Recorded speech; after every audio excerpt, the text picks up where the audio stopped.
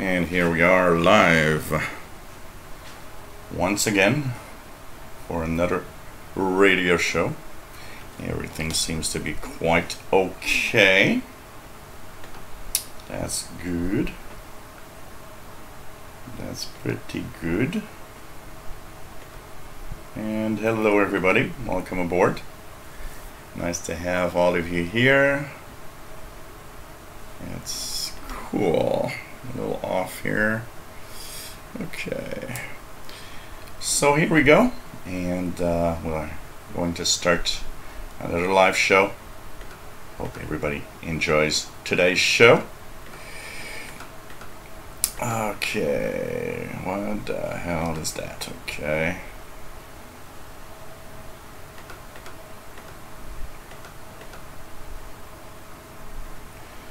Okay, welcome everyone. This is the live show coming to you from Montreal, Quebec, Canada. Another radio show for you guys and girls out there. And hope that you enjoy. So, hey, we are live every week, and we'll have a little time off. Next week, I will be taking 1 week off of this show. So next week there's no show. We'll be back in 2 weeks from now for the next show, Saturday the 22nd of July. So I'll be taking a little 2 weeks off of live shows. I'll still be posting videos. So hey everyone, welcome aboard. This is the Shortwave radio show. We are live from Montreal, Quebec, Canada, and this is a show where we talk about radio and shortwave radio and medium wave and long wave and antennas and pretty much anything that goes with radio. And hope you will enjoy today's show, as we pretty much today, you know, something relaxed, nothing really that much that I've prepared, but we'll be going down kind of memory lane a little bit for those that have been shortwave listeners for a long time. We will be taking a look at past shortwave stations that are gone, that we can maybe, you know, remember some good old memories. And my name is Gilles, and of course I'm located in Montreal, Quebec, Canada, northeast part of North America. Hope everybody is going to enjoy today's show. Welcome everyone. So there's a beautiful chat room for those that that don't know. If you have a Gmail account, you can actually join us and interact with us on the chat. So pretty cool. And of course, as usual, I have my beer today. So cheers everyone. And today's beer is some Sleeman Silver Creek. So nothing fancy. Good, cool beer. So welcome everybody. Hello there, Juan Amigo from Barcelona, Spain. John Gould from Maine in the USA. Chris Williams in Arkansas. Cosmic Lettuce, hello there from southeastern Arizona. Michael Palmquist, hello there. John Ritson, hello there. 2E0JGR. Dan Evans from, yes, I've seen the fires, the wildfires in British Columbia. You guys are really having a lot of problems there with that. Here it's raining so much that nothing will catch on fire. Basically, it's kind of the reverse situation. Bobby Burgess, hello there. Nice to have you here. What else we have? Sherry K. Matthews, nice to have you here from Toronto. Cool. Casper Peterson, hello there. Nice to have you here. I'm Apper from Moscow. William Helms from down in Florida. Hello there. Nice to have you here. PLF Radio in France. David Harden, hello there. Listening to some Middle Eastern music on 9870. And Michael Place, hey there, nice to have you here. Jerry, nice to have you here. The Vaults, hello there, nice to have you on board as usual. Nick Amendel from Romania, pretty cool. Gary Seward, hello there from Dudley, UK, nice to have you here, and pretty cool. Simon Smith from England, South England, lots of UK viewers through the live shows. Pretty interesting. Even the radio shows, it's interesting to see how, you know, diversified, but there's, you know, really some pockets of UK and US viewers, and then you have, you know, sprinkled here and there on the map of everybody that watch the live shows. It's really, really nice to have you all on board. And of course, hope you enjoyed today's show as usual. Okay, what else do we have? Let me just check it out here. Rum and Coke, or a bun, a honey bun, and I saw rum and Coke. Little Debbie honey bun. I've seen those, never tasted. They must be pretty good. With a Coke, cool. Lillian Putinha, hello there, nice to have you here. He bought a SDR Play 1. What a big difference from an SDR RTL. I've experimented with an antenna from the speaker cable. Cool, yeah, that is, you know, there's steps in the software-defined receivers, and so there's a lot of changes in there, and of course some are really, really good. Michael Plays is in Frankfurt, Germany. Pretty cool. And David Arden in Georgia says it's been raining almost every day.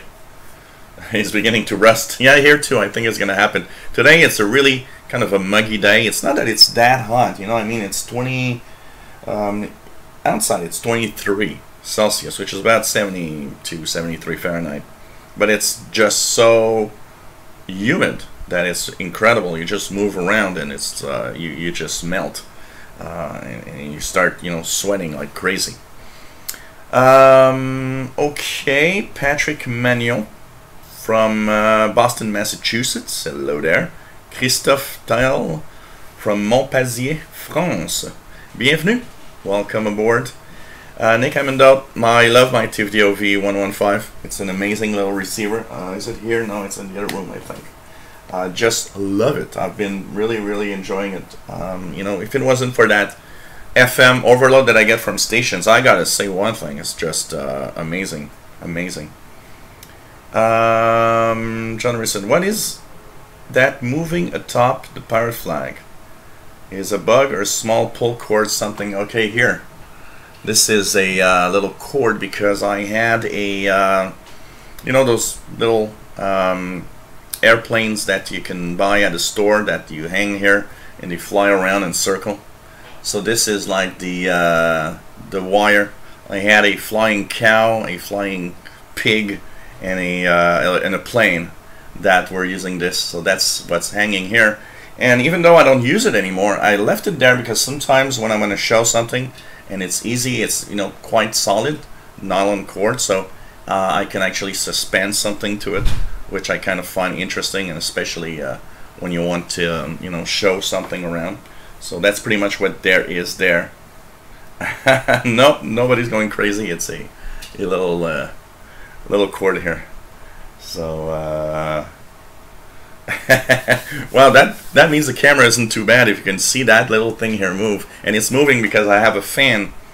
It's so warm inside that I have a fan running, so it's moving because of the air flow from the fan. What else do we have? Ghost World, hello there. K2SOF, nice to have you here as usual. DD2DR, Klaus in Germany, nice to have you here. And today we're just gonna, you know, go through memory lane, listen to some old interval signals, talk a little bit about the stations. I will try to find information on these stations of you know, when they started and when they ended their broadcasts. Moneri, hello there, Moneri. Nice to have you here from the IRC chat. SG2 East Nebraska with RSP2 Wellbrook. Nice to have you here. 87 Fahrenheit there, very sunny, great weather. Cool. And so here I am kind of plugged into both chat rooms. D-Raf, hello there from Kingston, New York. Always great to watch Shortwave show. It's always fun to do also these shows. So concerning the Shortwave show, I just want to say that next week will be an exceptional week where I don't have a show. I'm gonna come back only in 2 weeks, and that's in an effort for me to take a little bit of vacation so I can actually just, you know that I don't have to do anything, I'll be posting, of course. Hopefully, I'm hoping to actually post tons of little videos. I haven't gone yet to Perry Island because it's raining all the time, and when it's not raining, it's a day that I can't go. So I really want to go there. So what I decided I will probably do is bring along some portables and just go to the park and do some videos from the park here, because it's actually very interesting to do listening even in the park with the noise that's so much lower than it is here inside my home. So and by the way, the amateur bands are really full of activity. There's a contest today, I believe. So there's a lot of little stations calling CQ.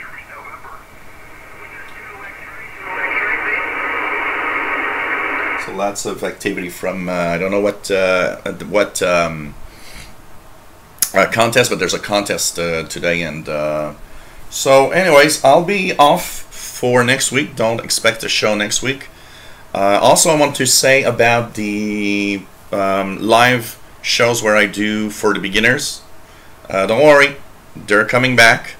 They are going to come back in August. So look for these. I have many. I've been actually putting down all the subjects and how that I want to talk about for beginners. So basically, they are coming back beginning of August, where I'm pretty much coming back into my regular live shows and regular activities, starting the week of August the 8th. So that week I'm gonna come back into a really regular program, if you want, and regular shows with the Windows channel and everything. So that's gonna be also coming back. Michael says, does it help to put my 3-meter CB antenna higher from the ground, or is it the same if it's free space around? Okay, technically the higher the antenna the better, for simply the distance that it will do, and also because it's higher, it's farther away from the noise sources. So technically putting it higher is a good idea, and it will also be a good idea because it will probably lower the noise a little more. What the hell is that phone? Every time. So anyways, there's going to be yes, it does help to put it higher, absolutely, because you are right in thinking that, well, there's nothing around, so it must be good. Yes, of course, if already it's higher than the highest things around you, if it's higher than the roof, for example. Here I've got my my VHF UHF antenna, which is higher than the roof. So just having it there is already good. But of course, putting it higher would help me make more distance. Would help me maybe reduce the noise level because it's farther away from the noise sources, which is our home usually, and it does improve. But it all depends on how it's set up and how much noise you've got naturally around you. But technically, does help to have the highest possible height for any antenna will help in most cases. Okay.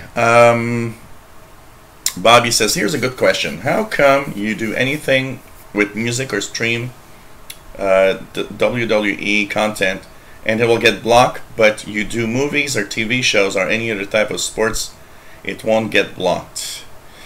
You know what, Bobby? That is because it all depends on the network and where it's coming from and how it's distributed.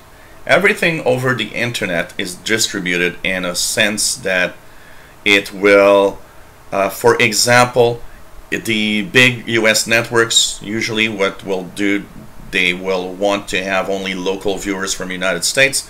Why? Because the ads that they have, they don't pay, for Canadian, for us Canadians. So most of these ads are almost US only.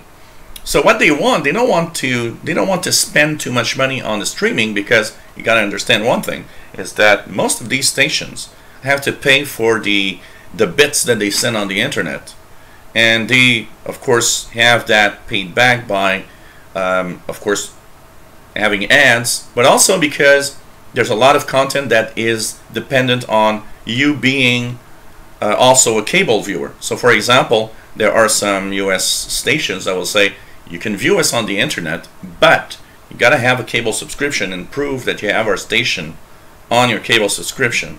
So they can put limits like that. They intentionally block. And the reason why some content is not blocked is just because nobody does the job to block it at another in another target area, for example. But there's a lot of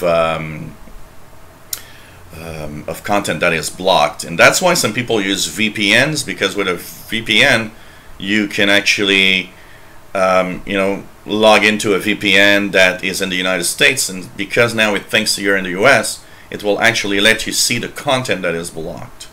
But everything could be blocked if they really wanted to.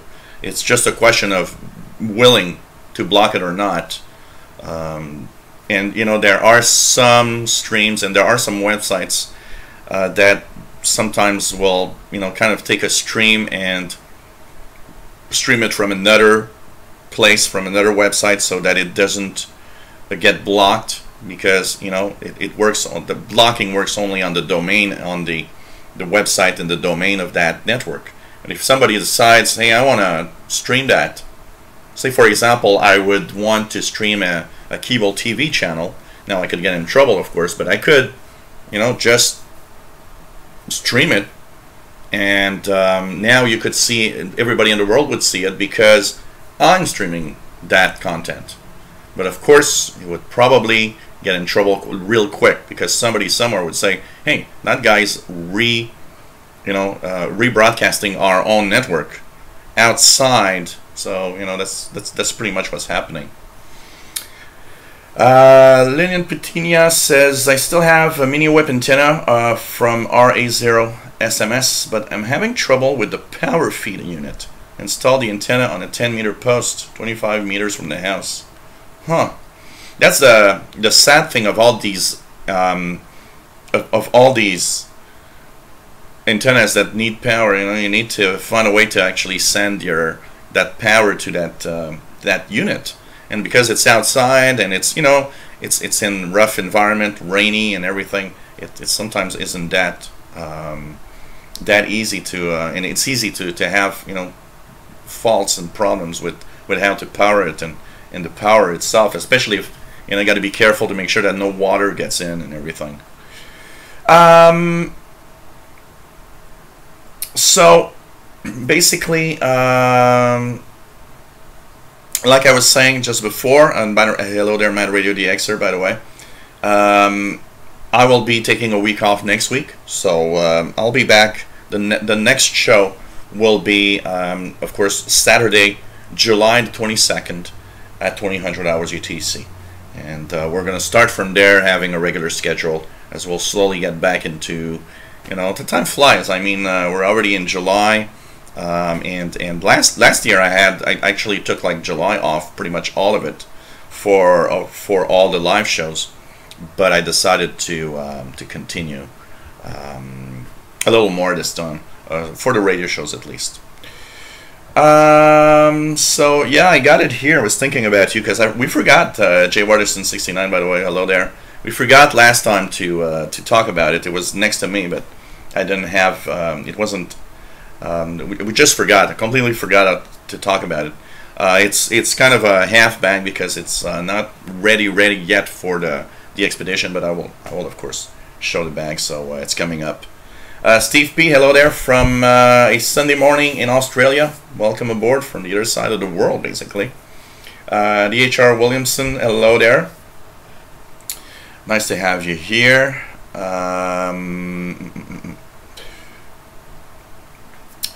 Do not mention Christmas.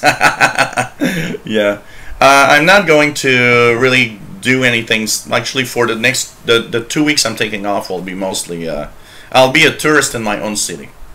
You know, it's amazing. I was looking. There's a book. There's a book that I saw at a store that is what was it? It was like 100 places that you've never been in Montreal.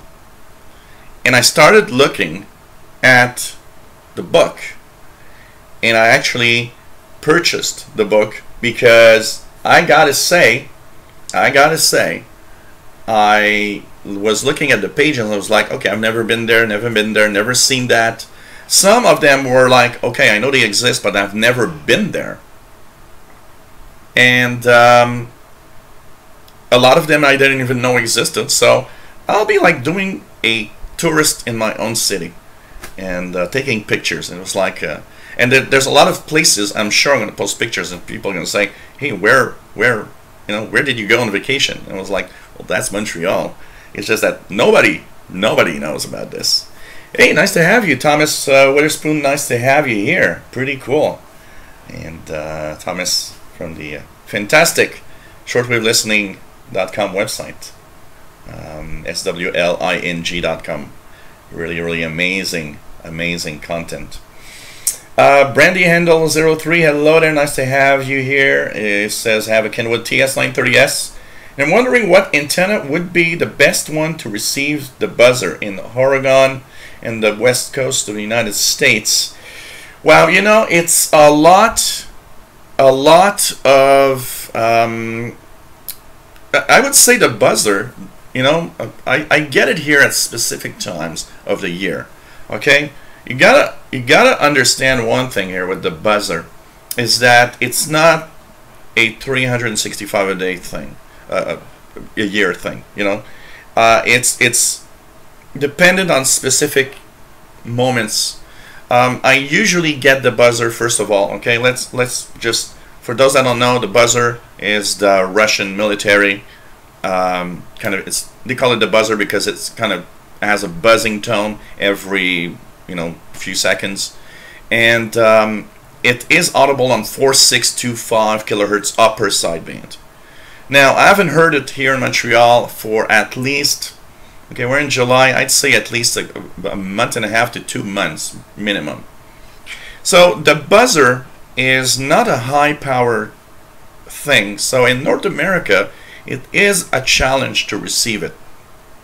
It's also a challenge because of the high noise level that we usually have around 4 megahertz. So for example, here 4625, I got a S8, solid S8 level noise floor. So it has to be stronger than that to actually be audible. So the first thing is trying to lower your noise floor as much as possible. So think of an antenna that would actually lower the noise if possible. So like a loop antenna, stuff like that, magnetic loops that will of course have a lower noise floor usually than a long wire antenna. So it all depends first of all on your noise floor, where you are. Then after that is the challenge of knowing when to receive it. So usually the buzzer for me is a closer to the equinox time, meaning I will probably have more chance of receiving the buzzer in September, October, maybe November, then and also in February, March, April. Then I will in like now. Okay, I don't think I've ever heard the buzzer in July. It's just not good propagation because of the way that we receive that signal on that low frequency. You got to think that the North Pole for the month of July right now, June, July, is like in sunlight 24 hours a day. So it doesn't tend to help for that low frequency.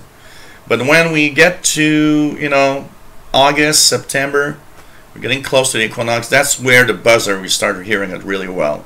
So I would say there's a big chance that first of all, choose the good period of time of the year to listen to it, to receive it. Remember, you want to receive it every day. so you can receive it maybe 2 days in a row, and then the third day you're going to try and nothing's there. And try different antennas. You know, I get it here with a sloper that is in the backyard, which is about 75 feet long. And even though it's noisy, I do get it, but it's, from what I see, easier to receive on the East Coast of North America than it is to receive it on the West Coast. So you might have an extra challenge there to receive it. But all I can say is good luck, and I'm pretty sure if you really try regularly, at some point, sometime, you're going to say, hey, the buzzer, I'm hearing the buzzer. And it's really something that it's kind of cool, you know. And I've, you know, like I said, a month and a half, 2 months maybe since I've received it last time. Hey there, MDK2, nice to have you here.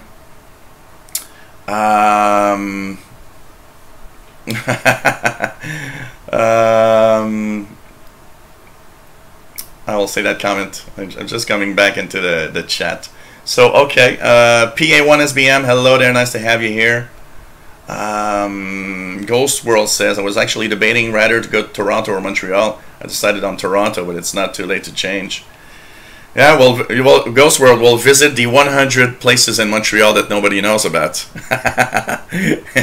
It's and I'm actually gonna have a lot of fun, I'm pretty sure, in you know, going around the island of Montreal and checking out. Another thing I want to do in that 2 weeks, by the way, there's a nice park next to the Montreal International Airport where you can actually view the planes coming in and out of the airport.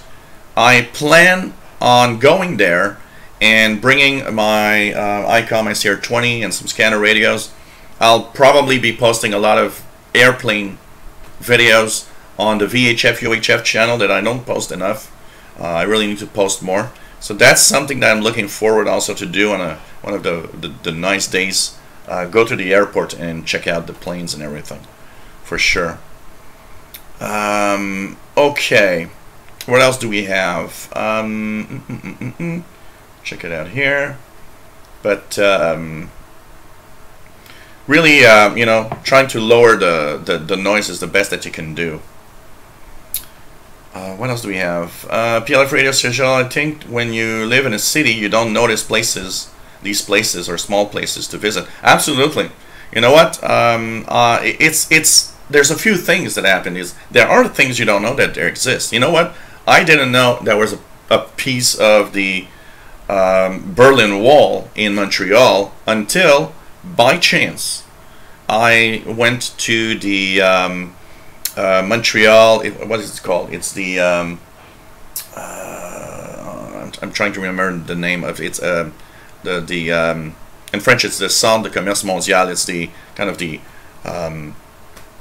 it's kind of a business center, if you want.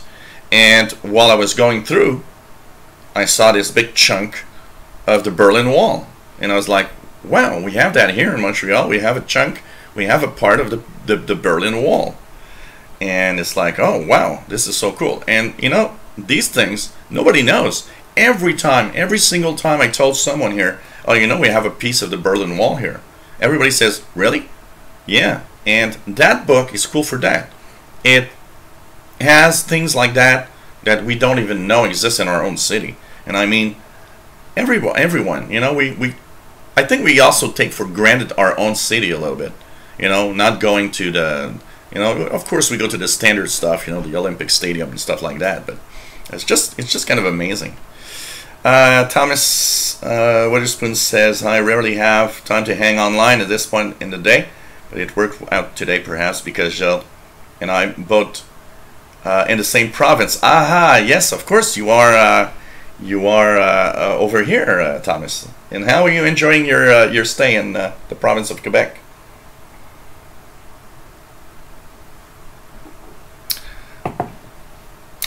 Jay Watterson says, I thought Jill was going to recommend a slightly used DJI antenna. Yeah, right. Actually, it was still hanging here before I started the show, and I said, I'm going to take that crap out of here.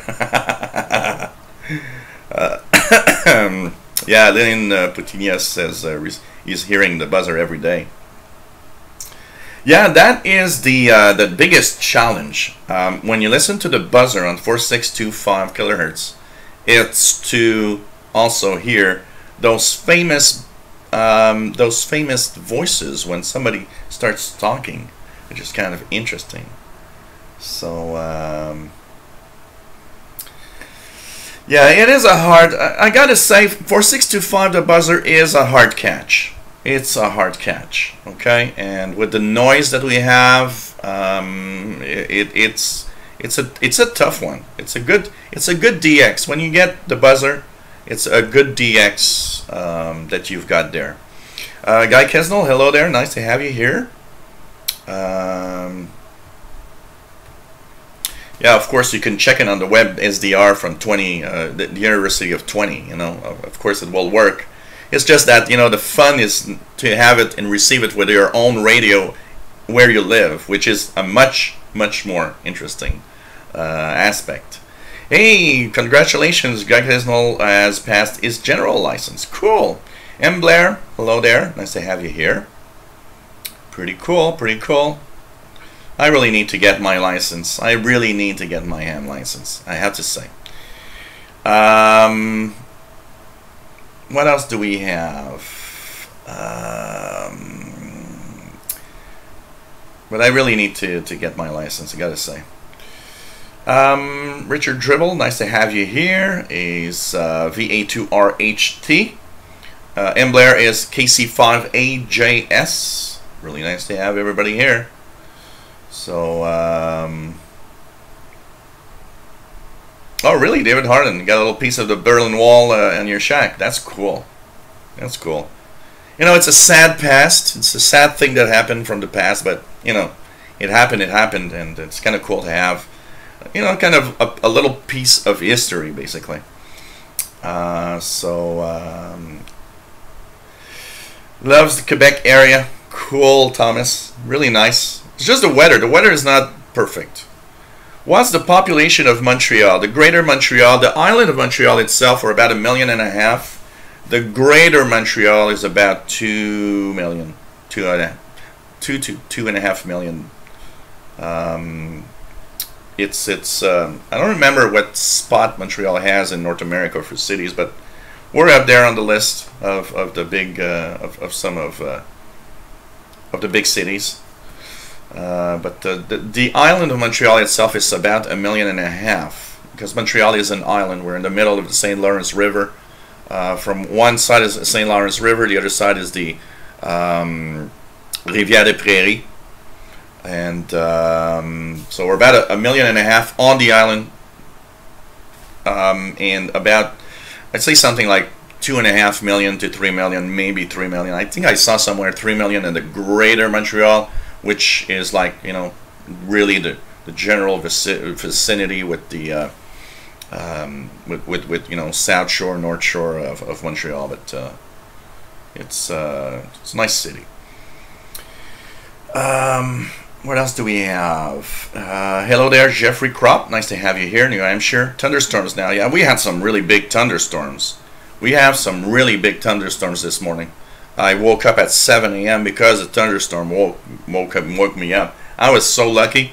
I had left my laptop, one of my laptops, in this chair next to the window. And you know, when I sleep like a rock. I mean, it's very difficult for me to wake up. And there was a thunderstorm. There was a loud boom, strong enough that it actually woke me up. And when I heard the rain, I came here in the office and I started looking at, you know, closing the windows, and I saw the laptop was full of water. But by chance, it you know, it's a clamshell, so it was shut down and it was closed. So it was wet on the top, but none of the water went inside. So, you know, I was lucky for that. Powered on a little later when I actually dried it, and everything's fine. The buzzer is from Russia. It's somewhere not very far from Moscow, from what I've seen. And it has, I don't remember, I think it has like 10 kilowatts. It's like around 10 kilowatts or something like that. Nick Amendot says that he's receiving Okay, sorry here because I'm just making. Yeah, that would make a great show, absolutely. But I need to get my license, absolutely. And what I would actually do is I want to get my ham license, but post videos of all the steps that I've taken to get the ham license, so that everybody kind of sees how it how it goes, and finally get the license itself. And of course, if I have a ham license, I would be tempted to probably maybe do a separate channel for amateur radio, and probably would have like live shows for that channel too. That could be cool. I like to have separate. A lot of people tell me, well, why do you have separate channels for the VHF and the? I think it's kind of nice to focus this one on shortwave. The other one is scanner radio, VHF, UHF. If I have an amateur radio channel, it would be just amateur radio. So not to bother the shortwave listeners that are not hams with just ham stuff also all the time. But I need to get my my license. Judson Simon, hello there. Nice to have you here. Yeah, in Europe, you guys 4625 is kind of a regular. I remember going on U20 SDR in the Netherlands, and it's there. It's almost there all the time. It's pretty amazing. PLF radio says, can you listen to the 6998 frequency of the buzzer at your location? I've never received 6998, and it's been off for what, about it's been off for a couple of months now. People are reporting that 6998 is off, and it's been off for a while now. So, but I've never, every time I heard 4625, my instinct was to go to 6998 to see if I can get it there also. But I never heard 6998, even when I knew it was still on the air. I remember one evening checking out University of 20 to see if 6998 was on the air. I heard it there. I tried it here. Nothing. Really, 4625 seems to be the only one that I've got. David Arden says, get your license and we can have an official shortwave QSO party. Yeah, that'd be cool. And like Walt says, make a show about learning needed questions for the license exam.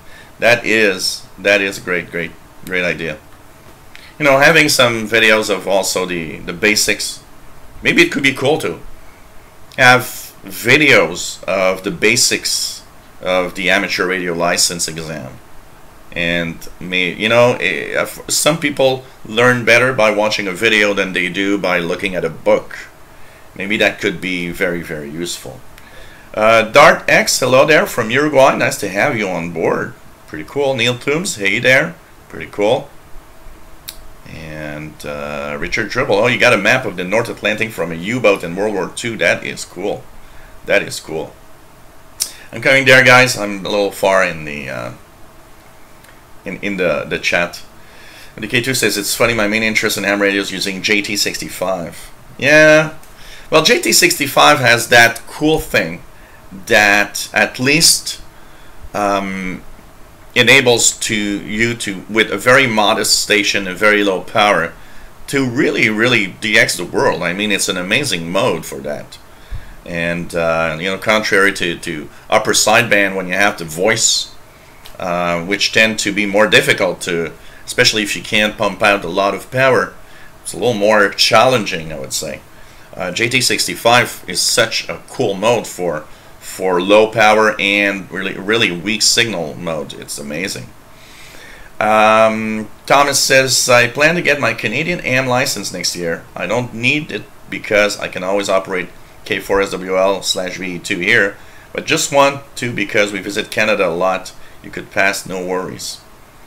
Yeah, that's a good idea. That's a good idea.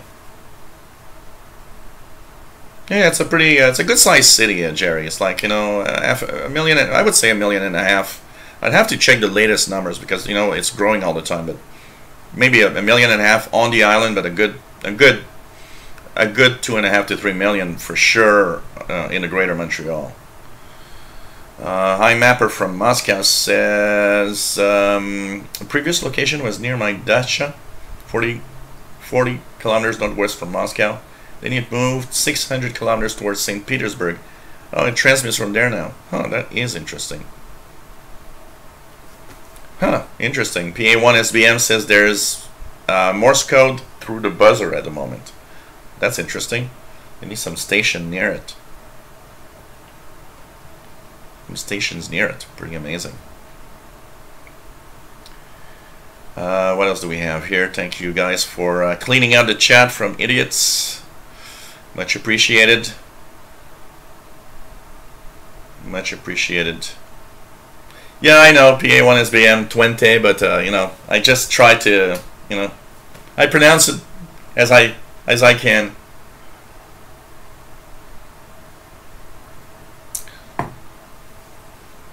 I'd like to have a guy from the Netherlands actually voice how he pronounces. Okay, so that's interesting. The buzzer has moved to another location. Oh, that's interesting. Because I remember a long time ago it was near Moscow. A long time ago I remember reading it was near reading that it was near Moscow, but it might have actually moved. Amateur radio for amateurs. Yep, that's pretty much it. Dave Todd, nice to have you here. Says, since I started this hobby almost 40 years ago, each solar cycle has been diminishing in activity and propagation. Yeah, it's, you know, it's very interesting because the solar activity right now, and I've actually been reading a very nice article in on the internet of the kind of the latest information we have about the solar cycle. And of course the solar cycle has a huge effect on shortwave radio, and one of the things that is happening right now is that the solar cycles are really getting weaker and weaker. I mean, the one we're getting out of right now is the weakest in such a long time. It's more than 100 years since we had such a weak solar cycle. And by the way, talking of solar cycle, there's a big sunspot right now that started to grow in the sun. It's been actually increasing the solar flux a little bit, so might have a little bit of more, you know, better conditions coming through. I know there's also a possibility of a geomagnetic storm today, tomorrow, but for now, last time I checked, I think K index was 1, so it was good, and the solar flux is 80, but probably going to be climbing even more for sure. So that's interesting. Simon Smith says 4625 sounds like it's being jammed. Very interesting. Michael Place says it received the buzzer only once on his own device. Usually receive it with a Polish web SDR server setup. Really need to repair is IC7300. Bought it for 140. Yeah, that is a good transceiver, by the way. So okay. What else do we have? Richard Tribble says can barely hear something on 4625. Still too early for 4625 up here. I don't think we can really hear anything. There's absolutely nothing here on 4625. So very interesting. At this time, I think what can come in North America is there's Radio Romania on 11850. Radio Romania is pretty good signal right now. 11850 in English. On right now, it's like the 2030 UT broadcast. So if you guys want to listen to Romania, you are listening to Radio Romania International. Focus on Romania. You are tuned to Bucharest, Radio Romania International.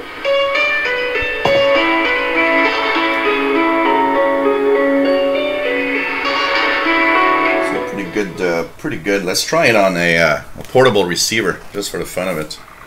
Let's we will band. Okay, let's try 11,850. Yeah, not too bad.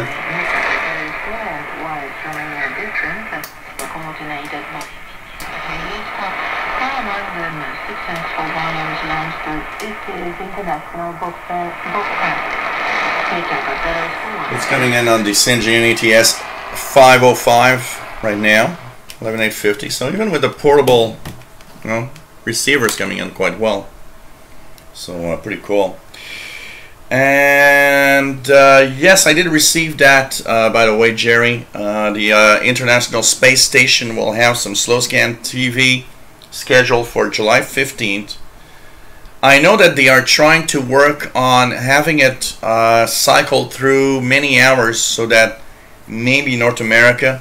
I will be trying 145-800, 145.800 in VHF range, and with a FM mode you can listen to slow scan TV from the International Space Station. Of course, you gotta understand it, the International Space Station needs to be over you while it's passing by to hear it. I will be trying it out for sure. Kevin Y, hello there. Madrido DXer says, always find it hard learning over a book, and videos have helped him more than anything else. So and you know, there's a lot of there's a lot of learning on videos. I mean, it's just amazing. SG2 East Nebraska says Radio Romania is on 11,850, is about S8 or so. So in East Nebraska, pretty cool.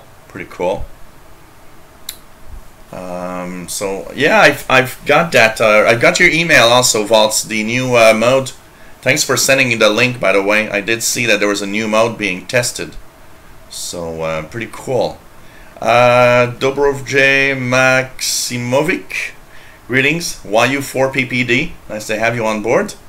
Pretty cool to have everybody here. It's just so much fun to have, you know, the world around us right now. So pretty amazing.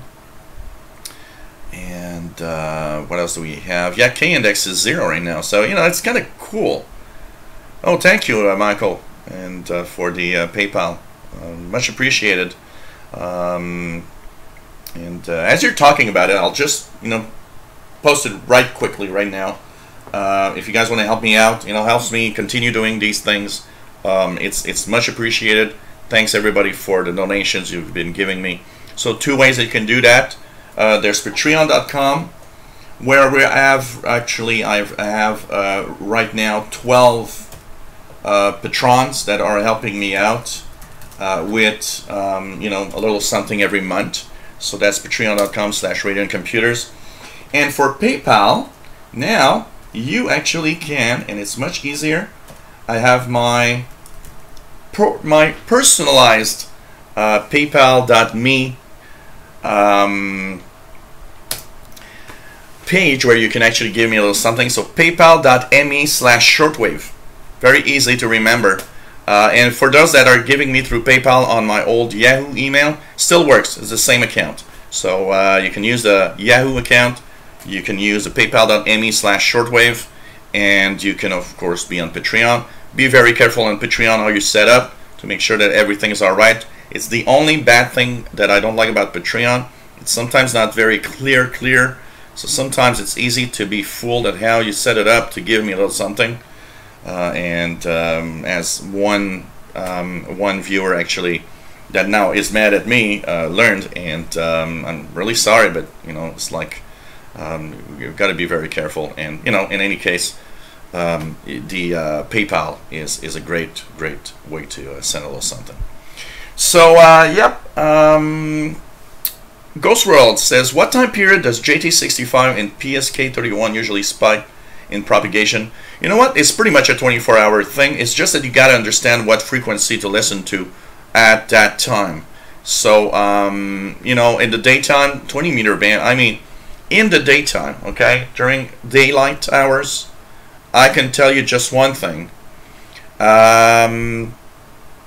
It is the 20 meter band, okay? The amateur 20 meter band is all day long. You know, this morning I woke up, first thing I did was check 20 meters, and there was some JT65, there was some PSK31.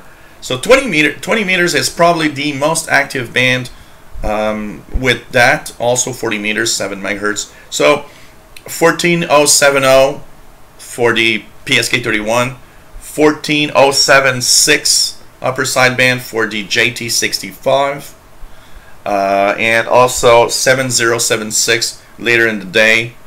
There's kind of a lot of activity on the 80 meter band also for JT65. You just gotta adjust your listening for these modes depending on the time of day with the correct amateur radio band. So you know, 80 meters at night, 160 meters I've rarely heard, but I did hear some JT65 on 160 meters. So you know, nighttime 80 meters is going to be the good amateur band for that. 40 meters probably also.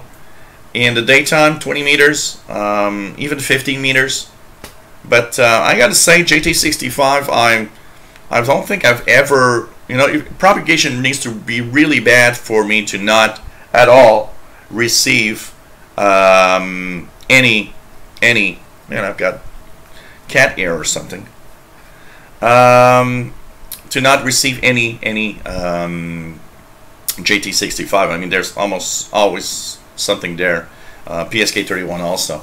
So just move around the amateur bands depending on the time of day. So daytime 20 meters, 15 meters, even 17 meters. I've heard a lot of JT65 around 18102, which is a 17 meter wart band. And in the nighttime, in the evening, for example, you know, 40 meters is pretty good. 7076, I believe. 7070 for PSK, but I think there's also some PSK somewhere around 7040. And 80 meters when it's dark. 80 meter band is a good band for. There's a lot of JT65 on the 80 meter band also. David Arden says, coming in Atlanta, Romania is coming in Atlanta at 10 dB over S9. Pretty good. It's going to update, by the way, PLF radio, dx.usl.net. Well, all the indices are going to be updated at 2100 UT. So about 10-15 minutes past 2100 UT, we should have the updated information for the K index and everything. B252 in the UK, hello there, welcome on the IRC chat. What's your top 5 stations you listen to or monitor? Interesting question, because I want to talk a little bit about radio stations today. Radio Romania is one. I am a pretty regular listener to Radio Romania. Now, because I speak French, I tend to listen to Radio Romania in French most of the time. And one of the things that I like about that is that at 0100, I usually will pick up, you know, half hour of channel radio. At 0:30, I'll pick up the half hour of Radio Slovakia via WRMI. So the 0100 hour spot gives me the possibility to listen to the French language Radio Romania, so I mostly listen to it in French usually. But Radio Romania, that's one. I gotta say, WRMI is become one of my favorite frequency to listen to. 11580, mostly 11580. Amazing relay of a lot of stuff in the evening in North America. So if you guys in North America want to listen to some nice programming, WRMI 11580, very, very cool frequency. Tuned there regularly in the evening. It usually packs a good signal up here in Montreal. Example of what I will listen to: 2330 Radio Ukraine. I will listen to Radio Slovakia 030. I will listen to. There's all sorts of relays, so I might be listening to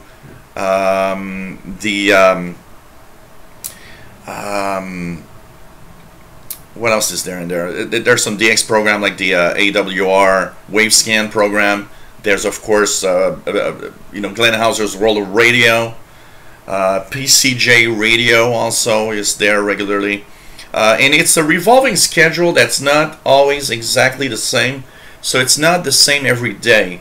There are frequency and times that have the same programming. The weekend tends to be different. Friday night is a little different than the rest of the week. So WRMI, I gotta say, is amazing. And I want to thank WRMI for the relays of all of these stations. It is extremely cool to see the relays and to have these relays on shortwave. Absolutely great to have all of that. So WRMI, you know, for sure. Of course, if I go within WRMI, what stations I would like to listen to, in the 3 other stations out of all of that, you know, if I hear it, it's difficult to receive in the summertime, but when I hear it, I gotta say one of the top 5 is still the BBC World Service. When I get a frequency, a clear frequency, I do like News Hour from the BBC World Service. It is an interesting program, so I will put the BBC in there if I can hear it. It's easier for me usually in the winter time to receive the BBC. But you know, if I can listen to it, that would be one that I would tune in quite regularly. And one that's become interesting and kind of my favorite. It always been a little bit of my favorite station because it's a hard one to catch in North America. And when it does come in, it was usually one of the stations I loved listening to. RAE, Radio Argentina al Exterior. Now that they're relayed via WRMI on 9395, I've been having a lot of fun. It's a great programming. I do like RAE, Argentina. It's very, very nice to listen to. And when I receive it also, one of my favorites, top 5 station, would probably be Radio New Zealand. I kind of like listening to Radio New Zealand.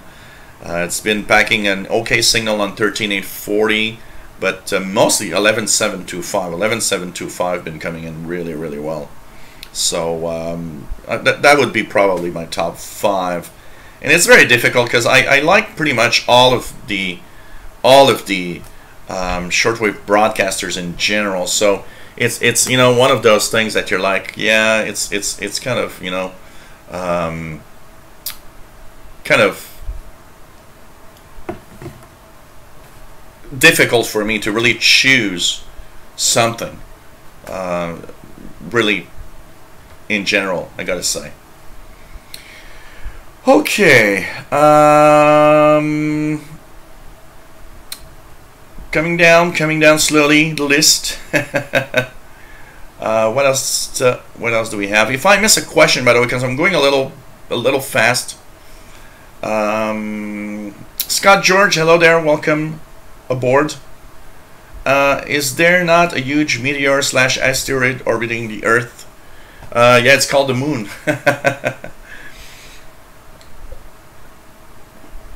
There is, I did read something, Scott George, about that. I believe they've discovered, NASA has discovered that there's a meteor, not a asteroid, because a meteor is when it enters the atmosphere, a asteroid that seems to be orbiting Earth. So technically we have 2 moons, but it's been really lately that they've seen that. What's happening is that they were looking at a asteroid that is in the vicinity of Earth, and that crosses, you know, our Earth's orbit regularly. And after looking at the data from many years, they've kind of found that it's not orbiting the Sun, but would be technically orbiting Earth. And the way that it's doing it, it's like it was difficult to really see it. But after looking at the orbit for many years, they seem to say that maybe there is one asteroid that is actually orbiting Earth, and there could be, you know, there could be more. So okay, what else do we have? MDK2 says, I leave my SDR and JT65 software on 40 meter all night. and I get a lot of signals from all over the world. Oh, absolutely. You know what? Yesterday I was installing a new build of Windows 10 that was released for insiders. And while I was waiting for the install to happen, I left one of my computers with the Fedry SDR on 14076 upper sideband, and I used WSJTX software in JT65, and I just let it all afternoon there, looking at all the stations coming through. I mean, if you listen for a couple of hours, you are going to receive some DX stations from really tons of countries. In all the afternoon yesterday, I believe I've probably got at least 15 to 20 different countries, including Israel, that I don't hear very often on the amateur bands, and it's kind of cool. So good night, Mr. Klaus, D2DR. Nice to have you on board as usual. And by the way, on August 21st, the solar eclipse, William Helms, is on August the 21st. And by the way, there will be actually they're asking, some amateur groups are asking people to tune in the AM band on their radios while the eclipse is going on across North America, because the eclipse will change the amount of ionization of the ionosphere as it's going through, and they're saying that it could be very interesting to monitor, especially the medium wave band, the AM band. So and by the way, you guys, I have a special show on that day, so I'm not sure what time I will be starting yet, but on August the 21st at the solar eclipse, which will be visible from Montreal, but the sun is going to be like about 60% hidden by the moon, I will have a special live shortwave show. We're going to check out and try to tune around and see what is going to be there. Jeff Miller, hello there, says loves Radio Slovakia. Heard them on either 31 or 41 meter band. So yeah, and now they're relayed by WRMI, so it's kind of easy to receive. Oh, absolutely, Kevin Y. If was not for WRMI, I mean, remove WRMI from the airwaves. Okay, guys? I gotta tell you, there's not a lot to listen to in North America suddenly. Remove WRMI and all of their broadcasts. I can tell you, there's really not a lot you're gonna listen to in North America suddenly. It would be a shame for WRMI to shut down, I gotta say. So, it would be really, really a shame. MDK2 says, BBC World Service, usually good, 9740 from 10 to 13 UT. I could try it out, see if I can receive that one. Mostly around 1300 UT or 1200 UT, because I gotta say, second beer, I gotta say that. But in the afternoon, I do get 15400 a little bit. And sometimes, as we'll move on towards August, 12095, 11810, and 9915 should be coming in okay on the right. PLF, Radio France International, I do like, absolutely. You know, that's why I hate choosing a certain number of stations or favorite stations, because, you know, now you're telling me Radio France International. I usually get them quite well in the afternoon here on 13740 and 15300, and I do like Radio France programming, and it's fun because since I speak French, you know, it's easy for me to I can listen to them really easily in their French language. But Radio France is another one that's good. Not, you know, like every station, there's one thing you got to know, is that like every station, it's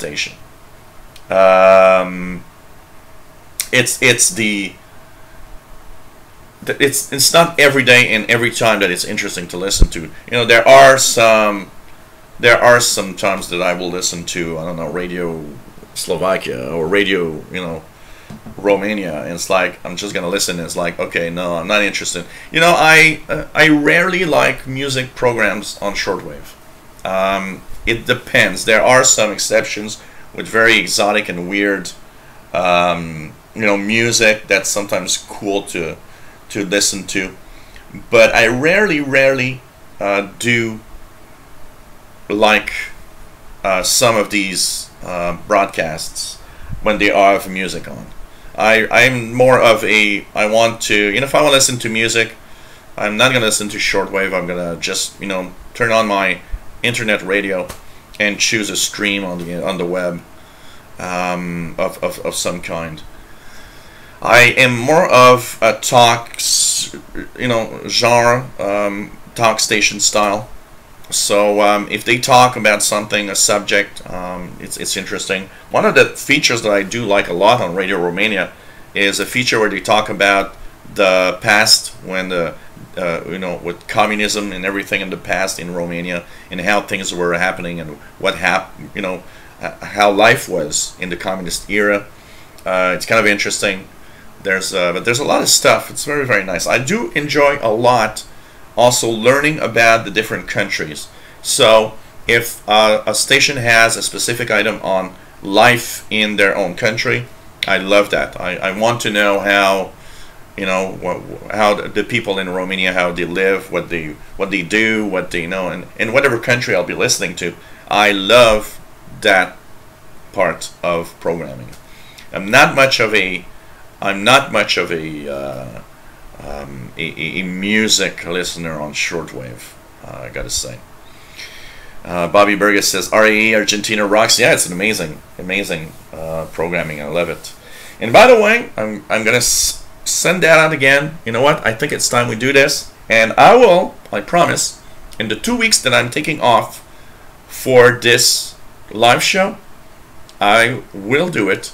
And I want everybody here, okay? I always say it quite regularly. Stations need to know you are listening. You know, a lot of people say, yeah, but you know, we're losing stations all the time, and talk about losing stations. CKZN in St. John's, Newfoundland on 6160 has been switched off, which really annoys me because it was one of the regular CBC listens that I did like to do. I rarely listen to the CBC on the FM or a band here in Montreal, but somehow receiving it through shortwave kind of interests me, you know. And 6160 late afternoon here was packing a good enough signal to listen to the program. So they switched it off without telling anyone, and it's kind of an experiment. They switched it off, and they are waiting. Is anybody out there listening, basically? Is it going to come back? That's the biggest question. We don't know. And you know, I see on the web a lot of you know, people saying like, well, you know, you should write them and let them know that you were listening in. But we got to remember one thing, is that CKZN on 6160 was there for the Labrador area. It's a program intended for Canadians in Labrador and in the northern part of Canada.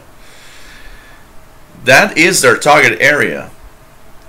Okay, you know, if you guys want to write in, please do. I think we should all write in to CKZN and let them know, you know what, I'm listening. I love the program, and I like the fact that I can listen to the CBC on shortwave.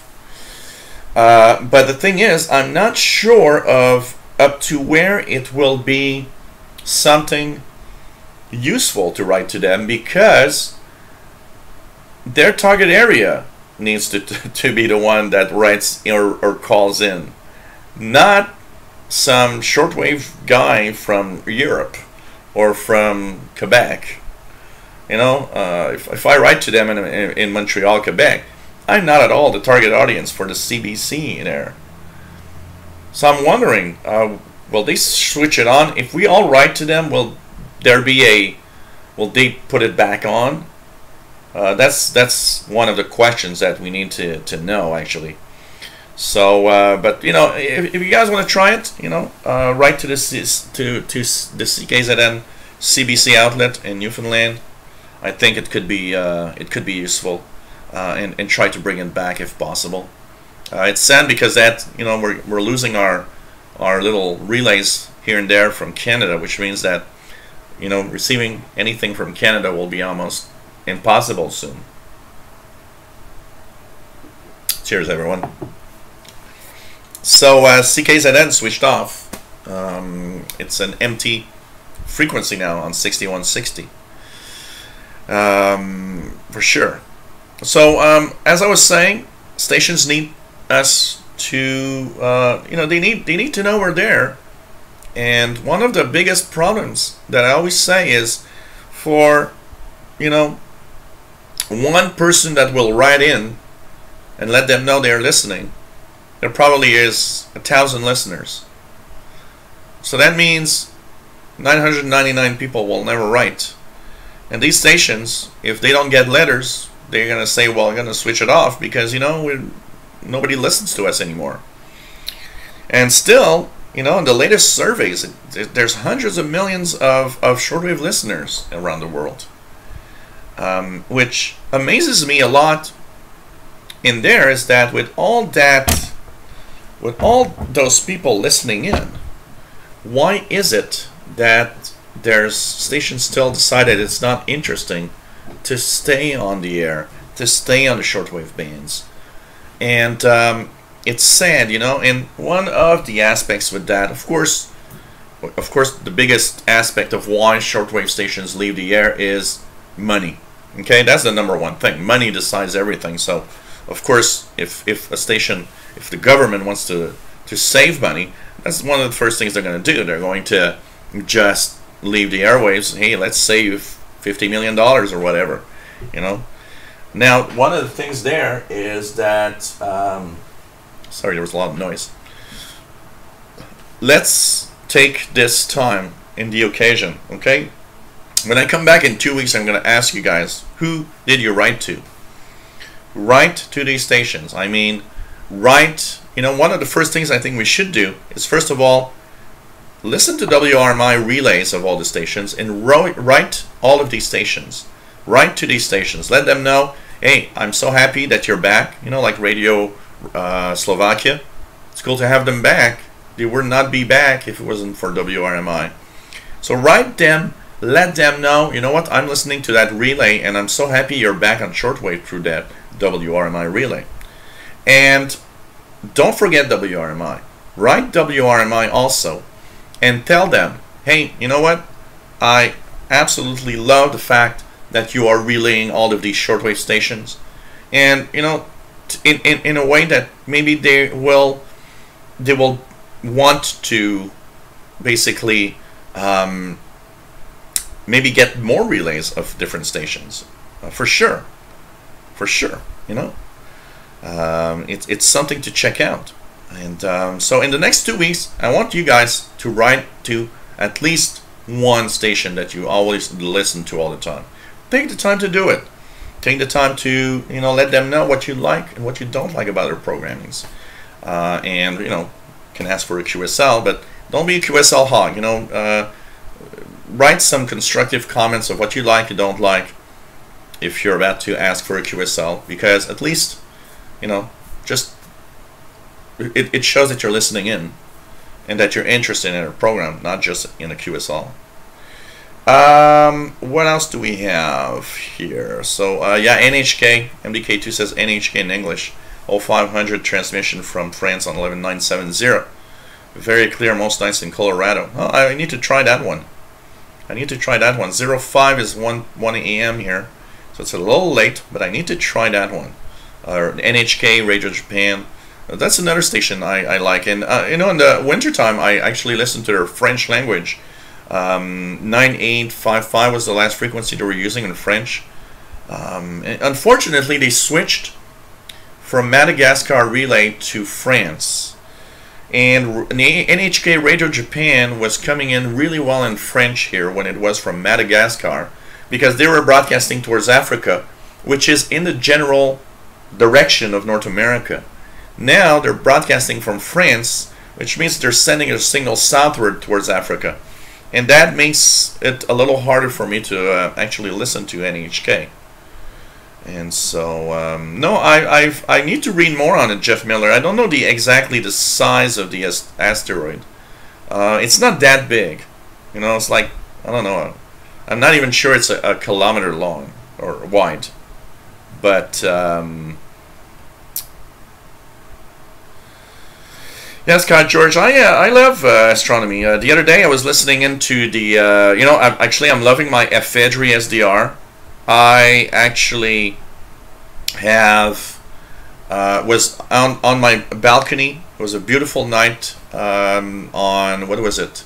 Not last night. Last night was Thursday. On Wednesday evening, Tuesday and Wednesday evening, 2 beautiful nights.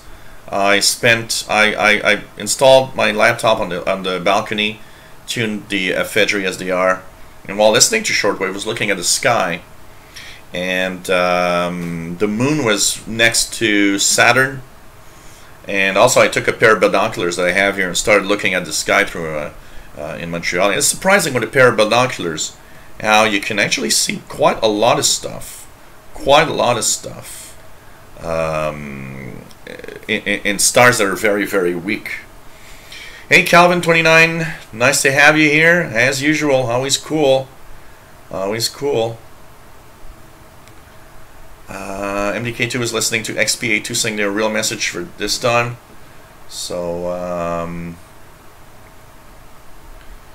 we'll check it out here. What's the frequency of the next XPA2 transmissions at 20 and 40? I need to check that out. And, well, I gotta say, I'm coming down very, very, very slowly. Sorry, Dad. Sorry there. I got stuck. I got stuck in. So okay, let me just go here. So I'm going fast, so if I miss out on something, please.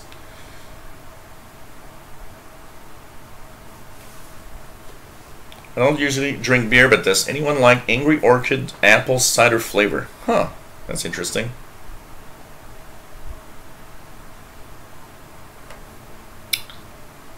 What else do we have? Kevin Y has satellite radio for music.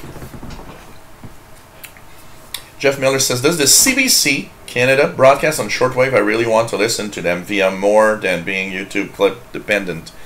Okay, the last outlet from what I know is CKZN on 6160 from Newfoundland, Canada, which is right now switched off.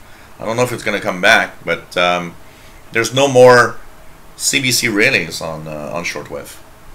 You'll have to listen to the CBC via internet if you wish to listen to. Unfortunately, you know what's left right now, and I think it's the only one left.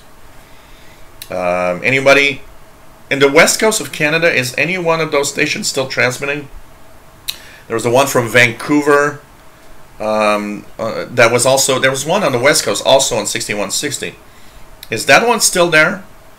And is that a CBC relay? I'd like to know. But the only one left that I can hear, at least in Montreal, really receive is CFRX from Toronto, which is the outlet of the of a local CFRB station on medium wave. So you know, Henry the Exer says, I listen to music on YouTube or any station that plays 80s music. Yeah, I'm a big fan of the 80s also, man. Radio the Exer. I have several 80s stream on my internet radio, and I often, you know, sometimes at night when I want to be a little more like, go back when I was a young guy, when a young teenager, I'll look at, you know, I'll do like I was doing back then when there was much music and everything here in Canada. I'll start looking at, you know, 80s music video clips on YouTube, which is kind of always cool.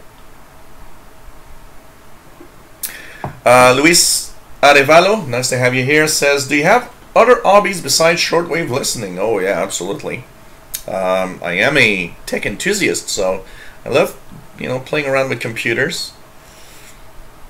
I have a passion for music. I have a I love to go to the karaoke bar and sing.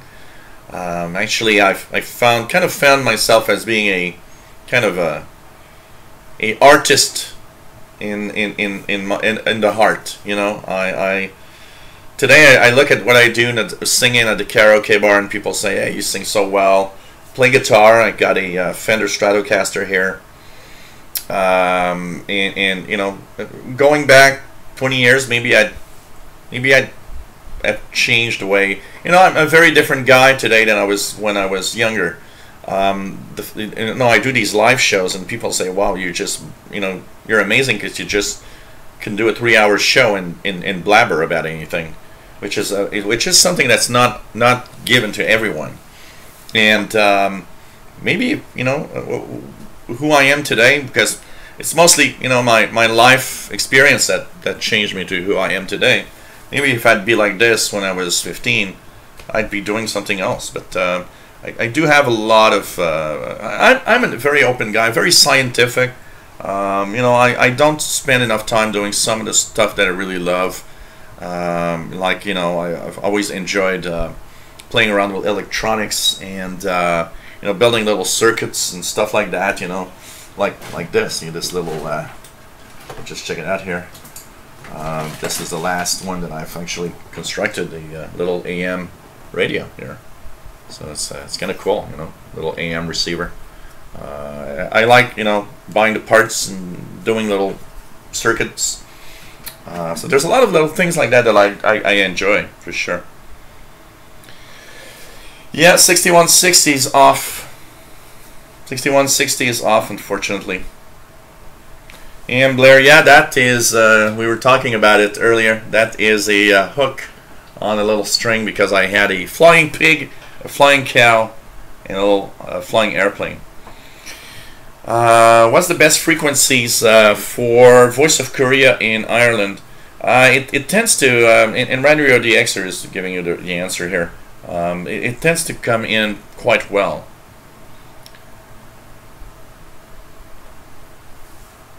I have questions. How many of you guys like the movie Frequency? I know I sure do. Yeah, I like that movie. Frequency is nice. One of the... I have 3 movies that have a radio side to it that I kind of tend to like. My favorite of all, Contact with Jodie Foster. That is my absolute favorite movie with a...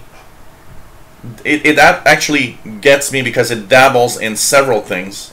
Space, science, but just, you know, she's an amateur radio operator, and she you know, it's fiction, but, you know, she likes to listen to signals from the universe to see if there's life somewhere, you know, by ear.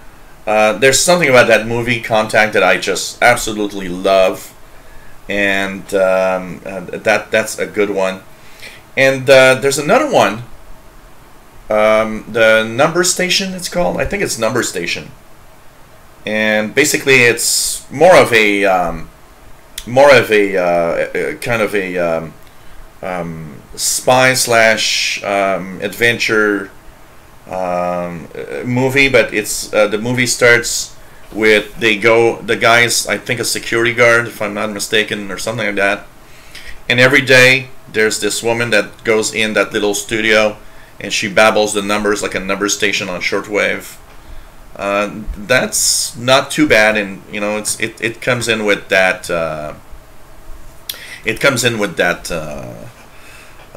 that you know, number station side, where it's always mysterious to listen to number stations on shortwave. Radio DXer, what about Radio Australia? Does not matter how many people were listening, they just went ahead and switched off without a care. Yeah, that is, you know, Radio Australia, the closure of Radio Australia, I actually put to the same level as the closure of Radio Canada International. Radio Australia was kind of a savage just switch off, who cares?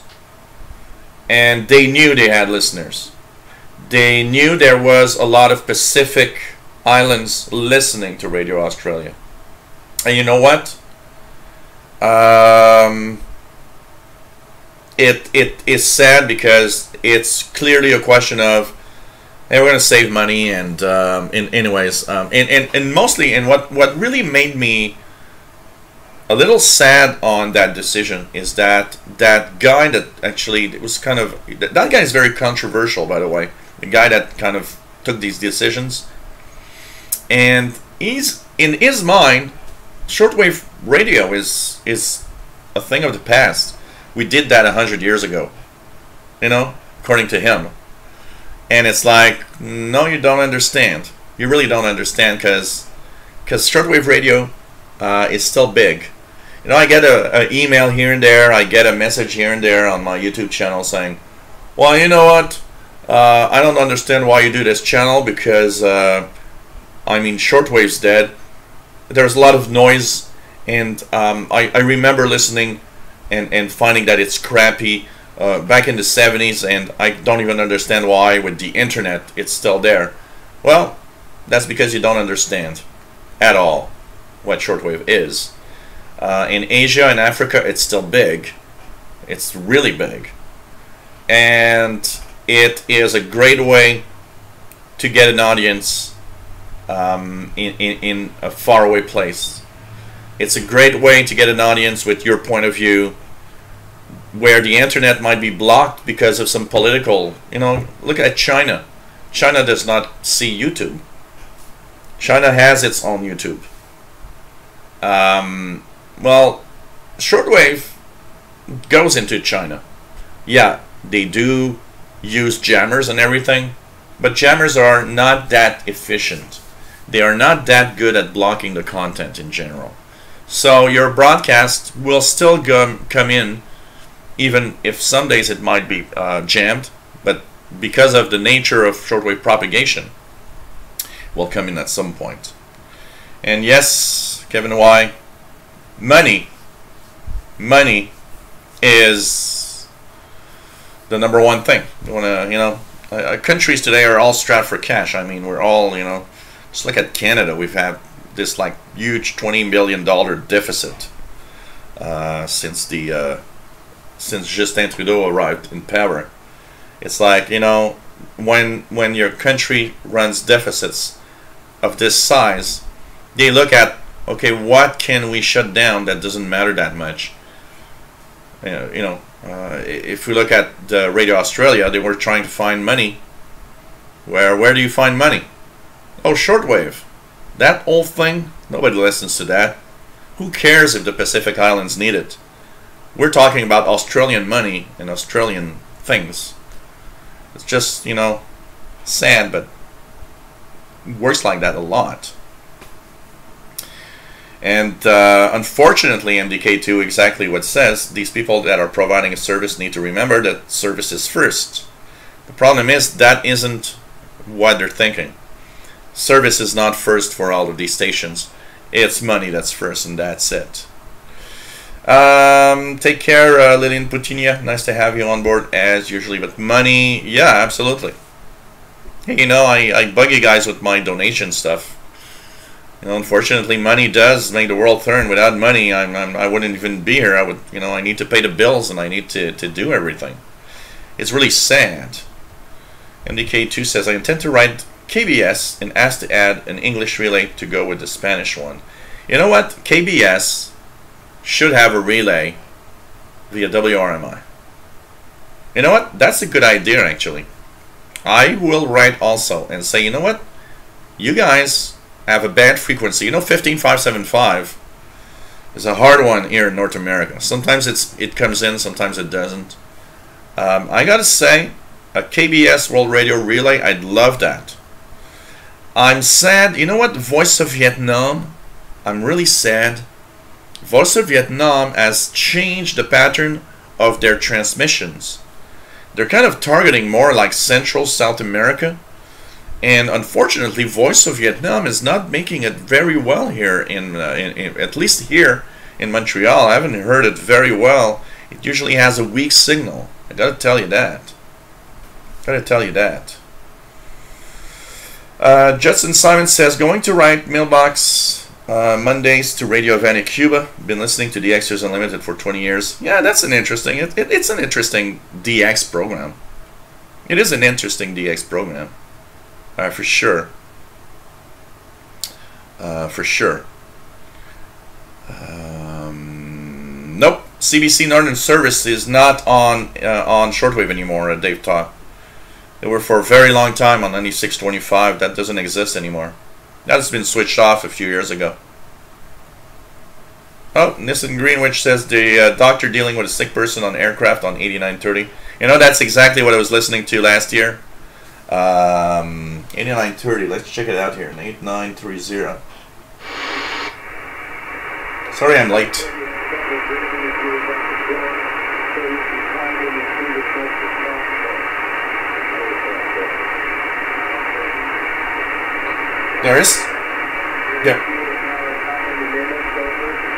There's something happening. I'm hearing the weak transmission. It's still not perfect, but I'm hearing 8930.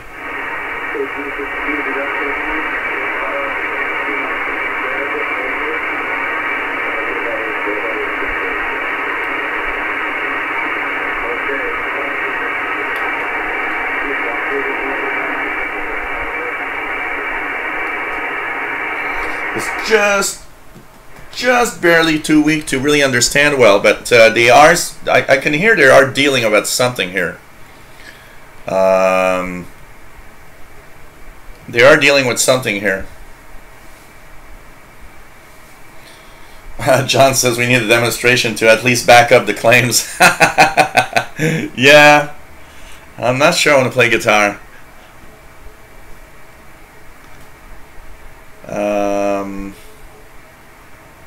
What else do we have here? Richard Tribbles got good copy on the medical emergency on 8930. There is something happening for sure, because I'm hearing the guy saying over, so I think there's something happening. And okay, Jay Watterson, it's coming up. It's coming up in a few seconds. Blabber about the expedition bag. So so what else do we have? Papa Crow, you know, it is a rambling of shortwave stuff, and it is interesting if you are interested in shortwave. It's all a question of interest. Do you really or not love shortwave and love hearing about it? PA1SBM, nice to have you here. And I cannot, have a show that will please everybody, that's for sure.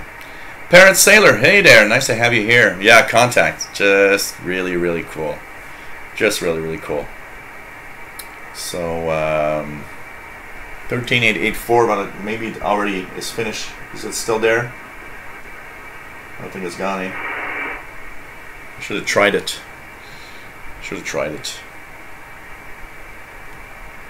Bobby Burgess, seen Contact on Netflix. Yeah, I believe at some point it was on Netflix. I remember seeing it throughout the movies.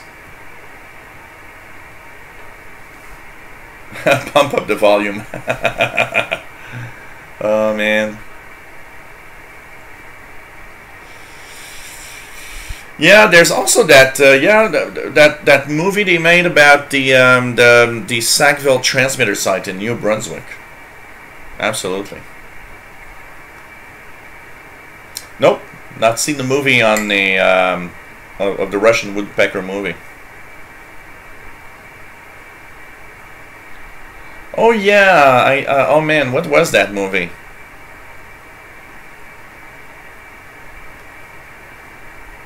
That movie where he contacts a person back in time or something. Yeah, that tells me something.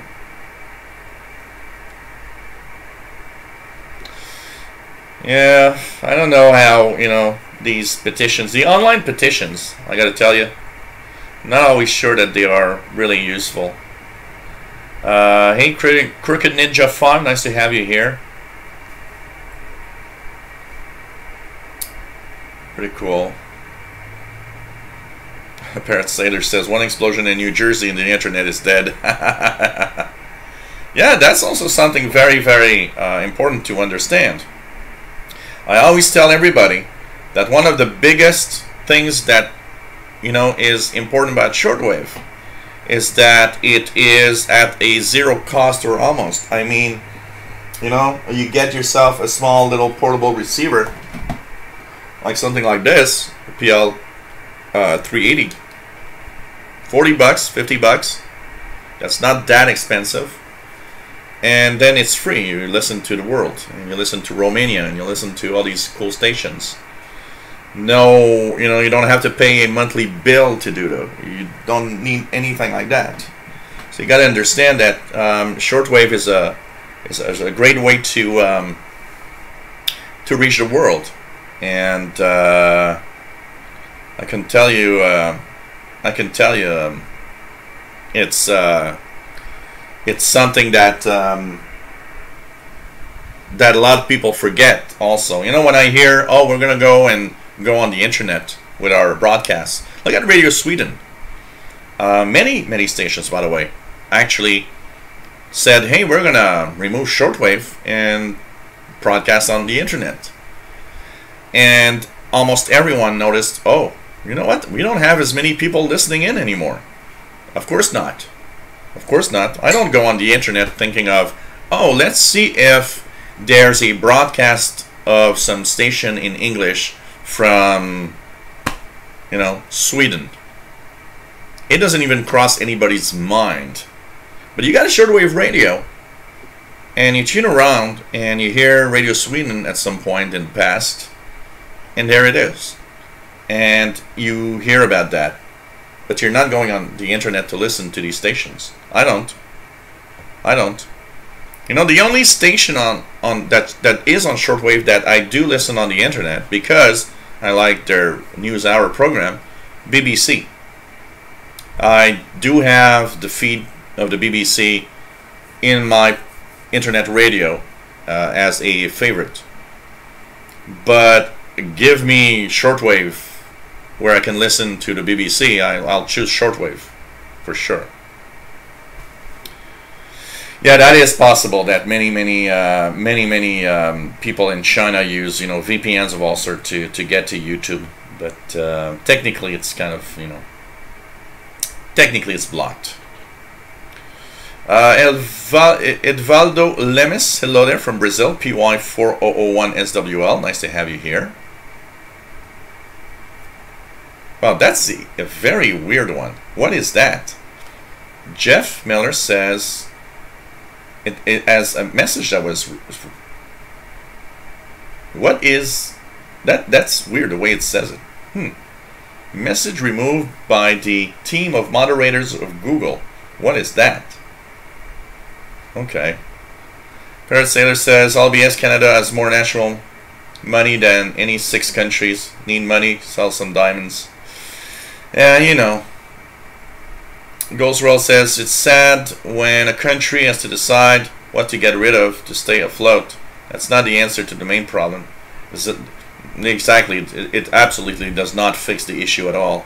Unfortunately, you know, there's very short-sightedness in removing shortwave broadcasts. And think about shortwave broadcasts, okay?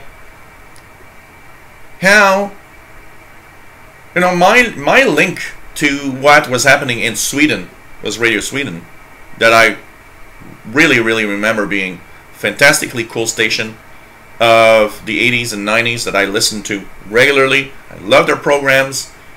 Sweden Calling DXers, great DX program. And at least I had the link of, I know what the Swedish people do, who they are. I know what's happening in Sweden. You know what? One of the interesting things about international broadcasts of shortwave is you get these stations that in their news also have a bit of local stuff in the news. So, oh, there's a new Swedish museum that opened that will be on that subject, and it's like, okay, remove shortwave. I have no idea what's happening in Sweden. I don't have any Swedish news of any kind. Our own news bulletins and our internet websites where we get our news, we have absolutely no idea what's happening except for the major news around the world and US and Canada. And you know what? It's sad because shortwave is that link. You want to tell the world, who am I? And, you know, I'm Canadian. Who are Canadians? What do they do? What do they like? You know, what kind of life do Canadians live? Well, you remove Radio Canada International, so absolutely no one has the hell of idea, except if you visit here or have enough interest in actually looking at shortwave broadcasts, at internet websites. You know, you removed the only link we had about what is happening in your country. Now, you've removed that, which is something that you stumbled across, you know, shortwave. I'm sorry, but nobody knows what's happening in your country anymore. And I think that is cool. Shortwave radio is cool to have an image of your own country through the world. Yes, there's a lot of propaganda on shortwave. Of course. Every country has propaganda. Every country. You know, Voice of America has propaganda. You know, but it's like, okay, you know, as shortwave listeners we take some and we leave some.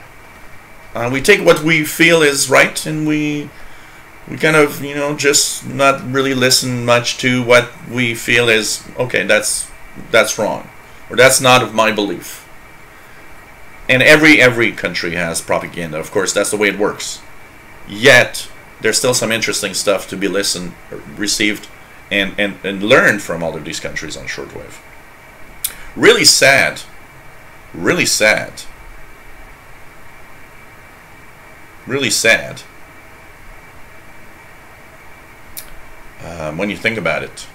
Hey Jeff, KD5QDO, nice to have you here from Southeast Texas and on the work break. Well, take care. It's nice to say hello. Enjoy a little time here. Madriota the Xer says misses the KBS medium wave relay in English in Europe. Always enjoyed listening to that. You know. Yeah, probably you guys in the southern part of the United States should receive Vietnam quite well on in the evening. 0100 and 0100 on 7315 kilohertz. And by the way, one of the things that I want to mention, as we also going to check the expedition bag, and it's a few stations that are in frequencies that are kind of interesting to listen to, that I wanted to kind of pass out to everybody today. We'll take a little break, 2 seconds here. Say if you've just joined in, this is the Shortwave Radio live show we have every week. It's a show about radio, about shortwave, about a very cool hobby, about listening to the world in different ways, and it's really still a hobby. It's still alive, and there's still stuff to listen to. And do not let anyone, you know, I've had over the years so many people say, you know what, I stumbled upon your channel and actually learned that shortwave still has interesting stuff to listen to. And I thought it was dead, and I never thought about it until I stumbled upon one of your videos, and it's like, oh, really, there's still stuff to listen to on shortwave. And, you know, they took out that shortwave radio from, you know, the dust, and turned it on and said, wow, there are stuff to listen to. There's still stuff to listen to. And pretty cool, you know. My name is Gilles. I'm located in Montreal, Quebec, Canada, and this is, of course, every week. For those that are joined in and were not there at the beginning, just want to say that next week, exceptionally, I'm not here. So next week, no live shows. I'm taking a little 2-week off, trying to get energy back, because one of the things about live shows is it does take a lot of energy. I do invest a lot of time in live shows. So at some point, you know, when you do live shows all year, it's like, okay, it's kind of nice to take it a little break, take it easy a little bit. This does help, you know, kind of recharge the batteries. So next week, no live shows. We are back with the Shortwave show on Saturday, July 22nd at 2000 hours UTC. So 2 weeks from now. And of course, we are going to, starting from there, pretty much have come back with a schedule. And I am announcing officially that starting on the week of August 8th. Every Fridays is a live show for Shortwave. Every Fridays, 2000 hours UTC. Every Friday I am live. So you guys, more shows. And we're still going to keep every 2 weeks on Saturdays. So if you guys want to listen to and, you know, follow my blabber and my, you know, some people are annoyed at me. Who cares? I don't really care what you think, okay? You like it or you don't. If you don't, there's so many other things on YouTube to watch.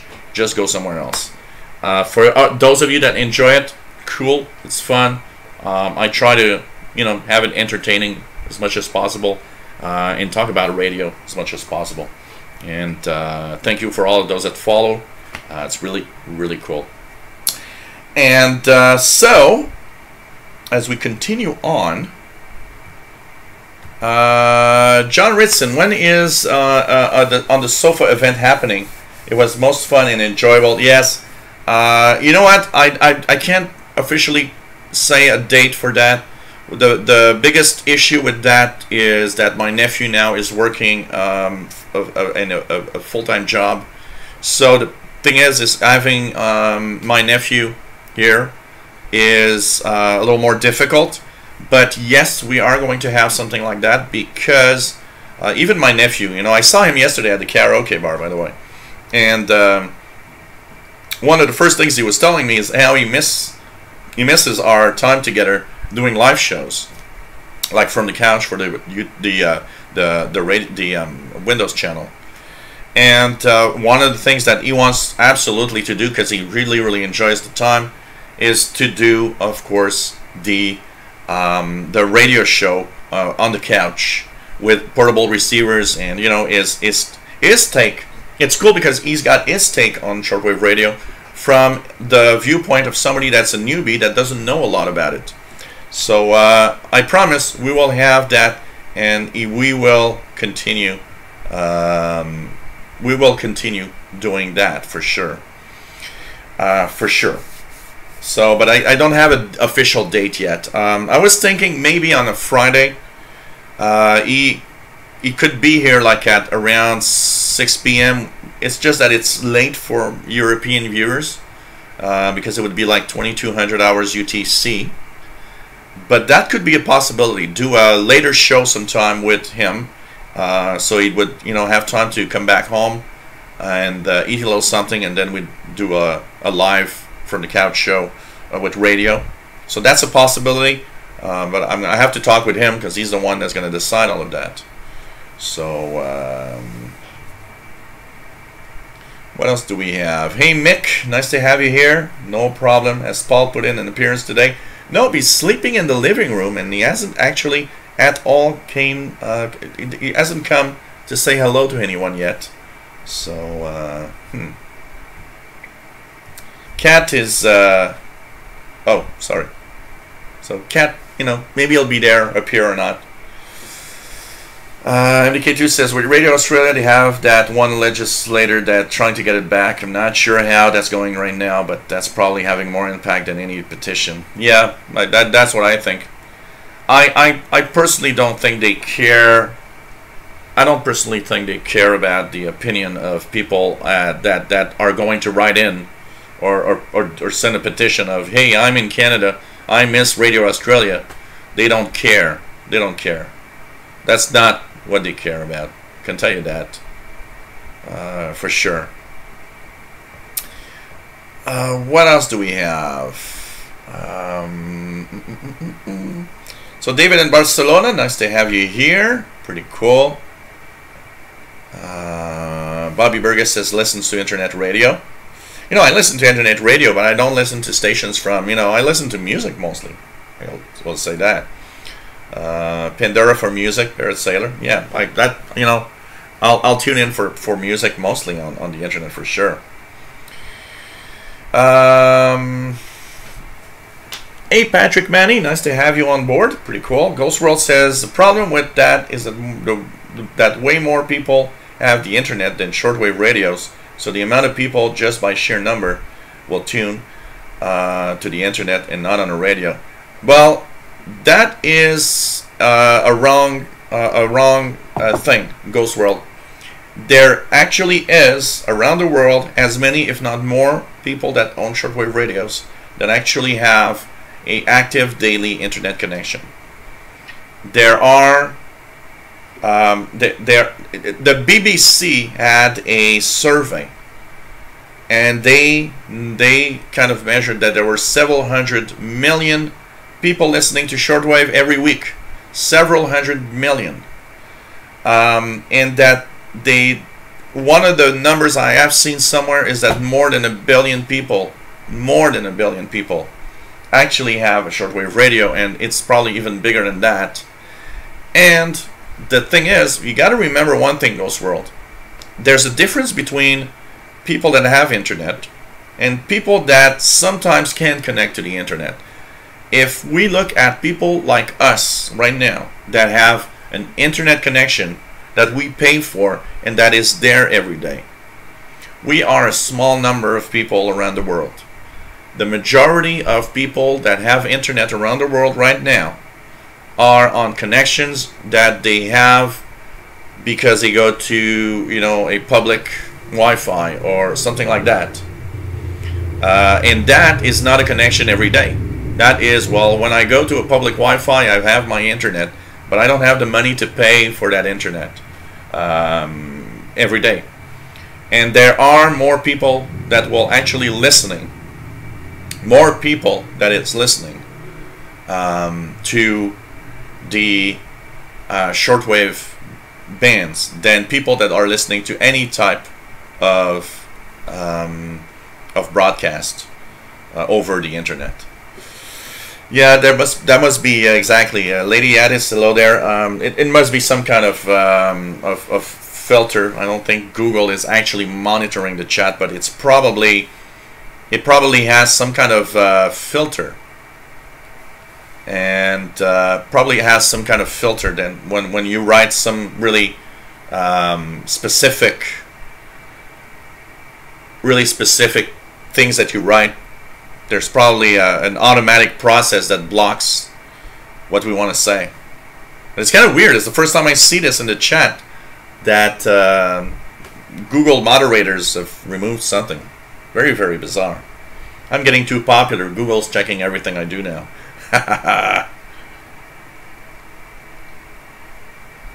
Absolutely, David Arden, I know.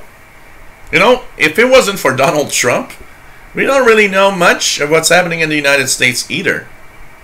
You know, we have a lot more recently about the U.S. with Donald Trump. It seems Donald Trump. I'm trying to just find. I'm just trying to find a day where I don't hear Donald Trump here in the news. Apart from that, you know, Donald Trump. And not much more. We don't really know that much about the United States, and of course, you know, not a lot of Canadian news will make it to the U.S. for sure. Not a lot of Canadian news.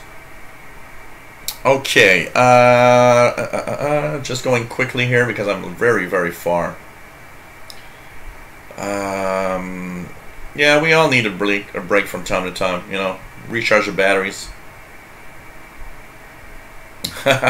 Richard Tribble says, I think Trump told Putin to turn off that buzzer station. Hey, Long2112, nice to have you here. Oh, God.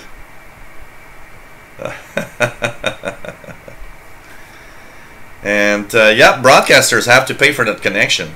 It's not as expensive, of course, for a broadcaster to have an internet feed than it is to have a shortwave transmission. But I can tell you, and it's really, you know, kind of interesting, really interesting. So, you know, everything is monitored on the internet, that's for sure. Hey, Richard in Atlanta, Georgia, nice to have you here.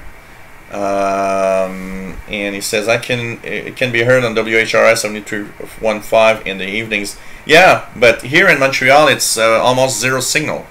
I've tried Voice of Vietnam via WHRI for at least I'd say 4 or 5 times in the past month, and it was too weak to really enjoy a good, you know, reception on shortwave, unfortunately. And I know they're actually moving their transmission towards the central South America now. So, and of course, the maintenance of shortwave transmitters. And you know, if you broadcast with a, we have to say, broadcasting with 500 kilowatts of power costs a lot of money. I mean, these things are beasts transmitters.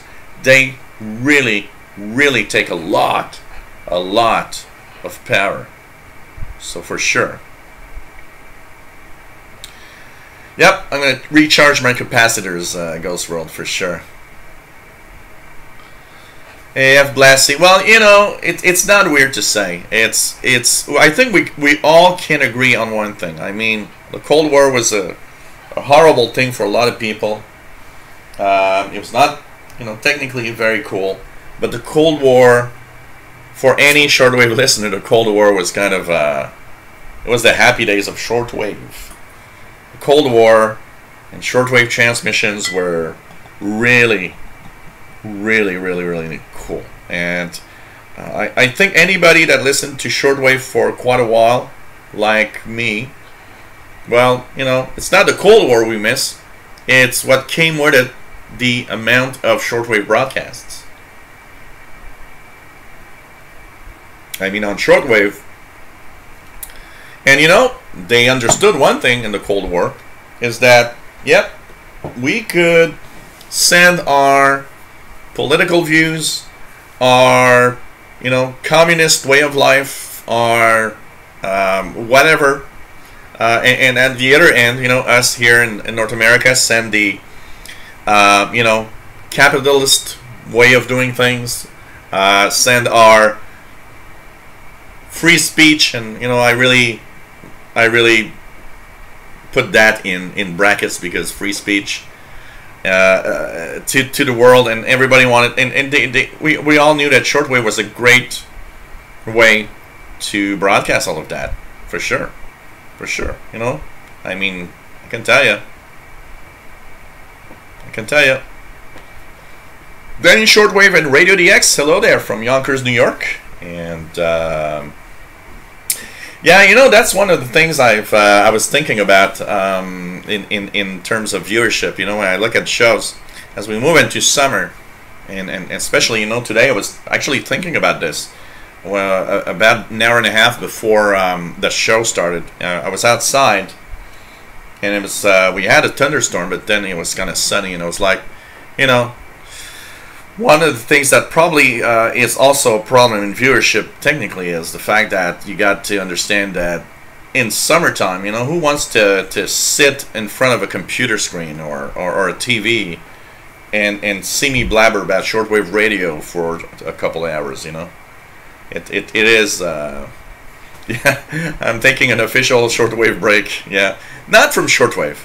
It's, you know, I'll be listening to shortwave, and I'll be posting several videos, and I'll be going to the park. You know, if I don't go to Perry Island, I will be going to the park and do some videos of, you know, listening to shortwave, at least in a lower noise environment in the park. And I'll just bring my fold-up chair and enjoy an afternoon in the park listening to shortwave and do some videos from there. Hinok Nevdal, nice to have you here, as usual. Pretty cool. Pretty cool. What else do we have here?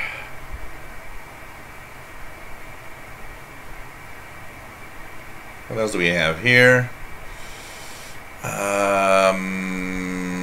Jay Watterson 6 times. Any new DXing stories or run-ins with the Ataris while DXing?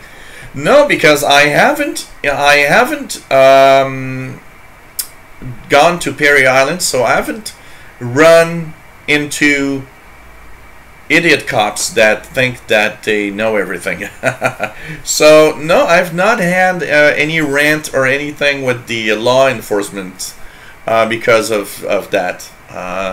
But you know, in August I will go to Perry Island. I want to do some DXpeditions for sure. Yeah, Kevin Y, exactly. A lot of people don't have computers. A lot of people don't have computers. I can tell you that.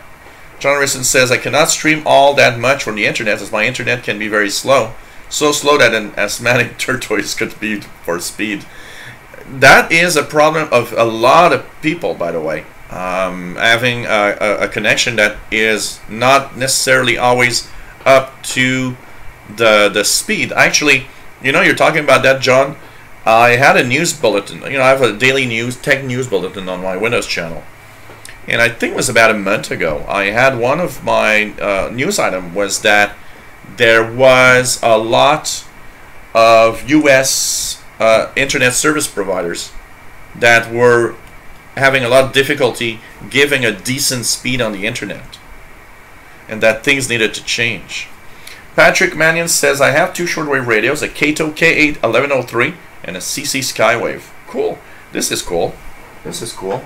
Do I still have it here? I don't know if it's around here. No, it's not. It's somewhere else. But it's the K8 1103. It's also the Degen DE 1103.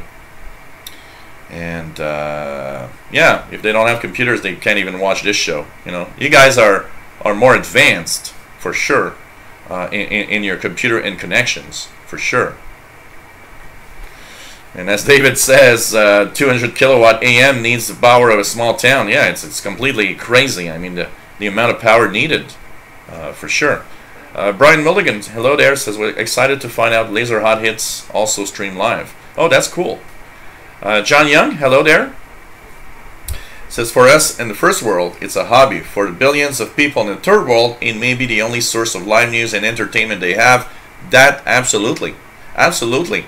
And remember also in another way, because it's also the fact that, you know, a lot of people have difficulty getting the real news that you know, not biased because of local news from that are, you know, kind of changed because of the government point of view, and that's one thing that is absolutely fantastic, is that shortwave radio does help in you know, really getting the real deal of what's happening, even within your own country. I mean, you know, shortwaves is a primary source.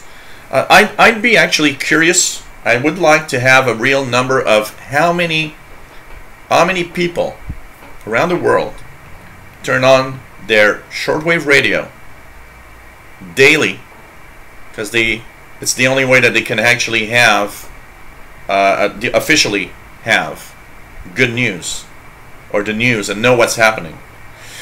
Canadian Outdoors, nice to have you here. Yeah, you know what? I'm very, very puzzled. I think it's a way of telling us. Just gonna check out here. 604. It's happening right now.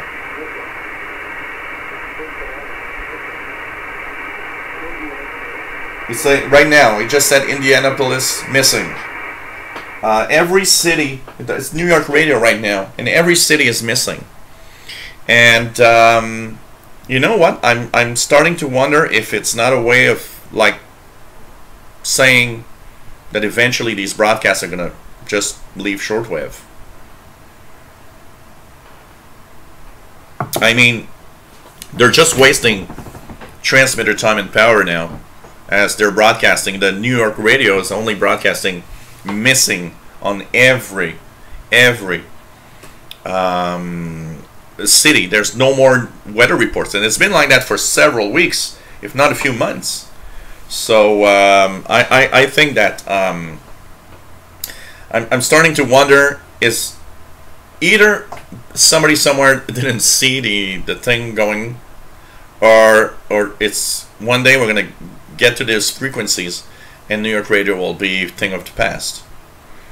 Obviously, if it's saying missing all the time, nobody's complaining. and nobody has complained except us shortwave listeners that hear it all the time. SG2 is Nebraska. Yes, I have my Linux channel, and it's going to come alive in August. In August, I am going to have a very different way of doing all the YouTube stuff, and I'll be kind of more efficient at doing what I do on YouTube. So my Linux channel is going to come alive, and we'll talk about different Linux distros. I'll be learning about Linux because I am not very knowledgeable in Linux on the Linux side. I've been a Windows guy most of the time, a little bit of Mac stuff also, but Linux is kind of that, you know, kind of a mysterious thing for me. So I will be learning also at the same time.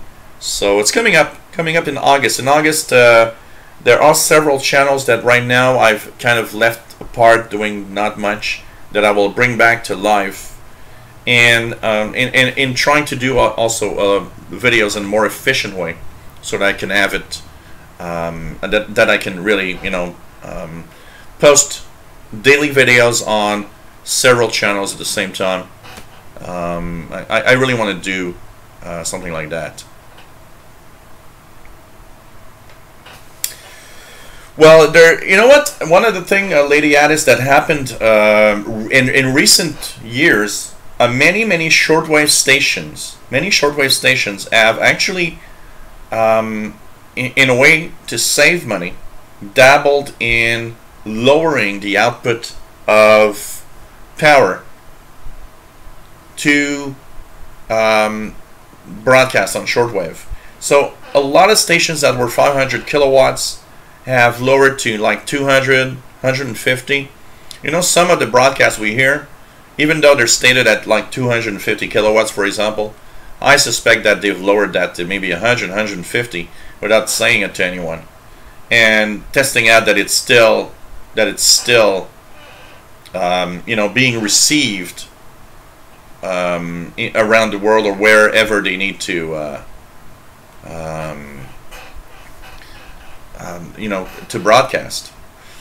Kevin Weiss has been to Sandusky, Ohio, as close as he's gotten to Canada. I've been to the U.S. a few times. A lot of times in the northern state of New York, just across the border, Plattsburgh, New York. It was a very popular destination for shopping in the 80s. I've been on the East Coast, Maine, New Hampshire, Virginia. And I miss going to the U.S. It's been a very long time, and really enjoyed it every time I went there.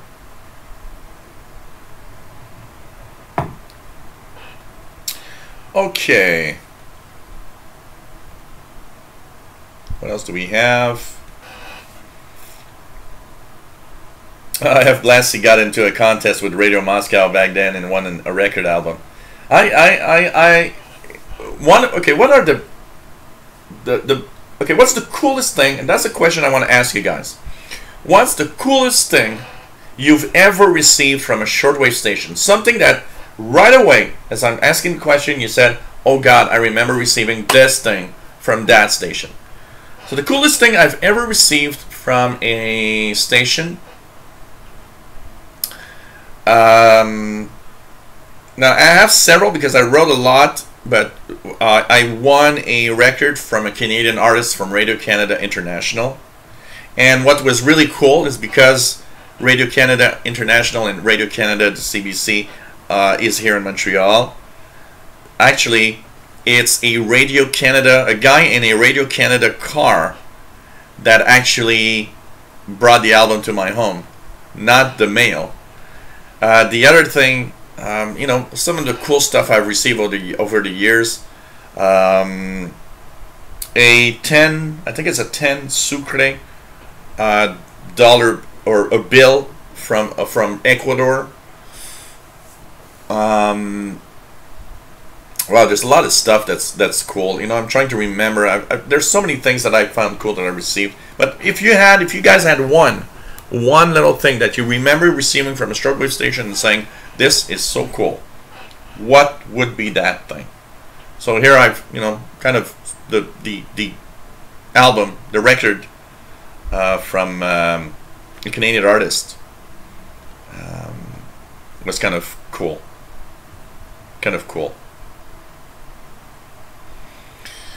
So yes, Gander is still reporting weather, absolutely. So hey, Carol T. Well, there's one difference, Carol. In Trenton, in Gander, it's specific cities. So when you listen to Trenton Military or to Gander, sometimes they have a city that is missing. But that is some kind of technical glitch. New York is every city is missing. There is absolutely no reports from any city when you listen to New York. That's the difference, and that's where I think it might mean the end of New York radio as we know it for the weather. So, you know.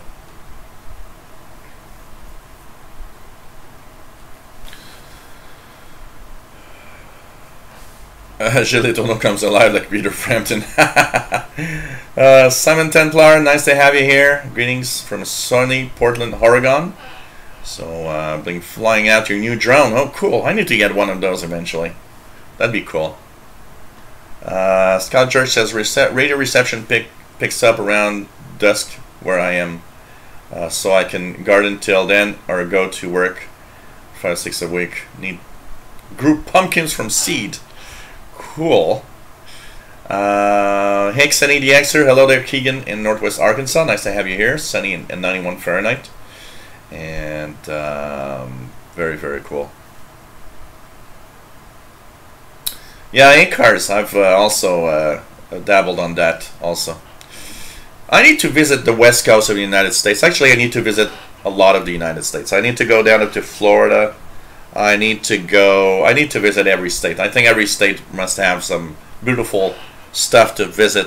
One of the things that I would like to do if I had a lot of money would be to start like going down here from the East Coast, slowly go to the East States, to New England, and then go down to Florida, and slowly go through all the states by car in several weeks to see all sorts of things, and come back up through the state of Washington into like Vancouver, go up to British Columbia, and then come back by car from British Columbia all the way to Montreal. So I would like see a big chunk of the United States and in all the Canadian provinces. In Canadian provinces, the only province that I've actually visited is New Brunswick and in Ontario. I've never been farther west in Ontario. The farthest west I've been is Niagara Falls. So there's a lot of stuff that could be really, really cool in there. Hey, I'd love to go to visit Portland. I can tell you that. I'd visit all of that. I'd love, and if I go to some of the cities and go through, one of the things I would probably do is post daily videos of, hey, I'm doing some shortwave from this place. Tomorrow I'll be there. If anybody is in that area, wants to meet, we'll meet up. That would be very, very nice. I can tell you that. Take care, Richard Dribble. Nice to have you on board, as usual. So, pretty cool. Oh, 11175 is the one encrypted mid-sentence. Really? At the start of Desert Storm. Yeah, probably. Nissan Greenwich, nice to have you here. Air Force One, yeah.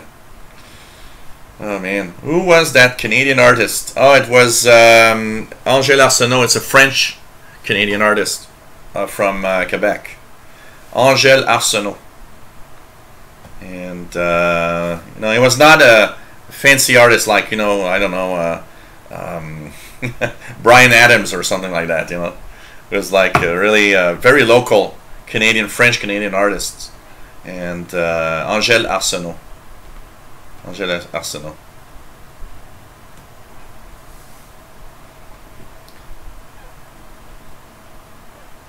Yeah, it is kind of unusual for sure, MDK2, because it is true that New York and Gander are sharing the same frequencies, but you know, I think it's probably some kind of a you know, they met up and they said, well, you know, we're actually, you know, sharing the same air routes, so maybe we should have, you know, our volmet stations on the same frequency and alternate. But it is true that a lot of volmets are on their specific frequencies, and that's it. And a lot of them are actually 24 hours, not just in like New York in Gander that have like 20-minute reports. Is what, 20 minutes, something like that. So it is different. 3330 Ottawa CHU. Yeah.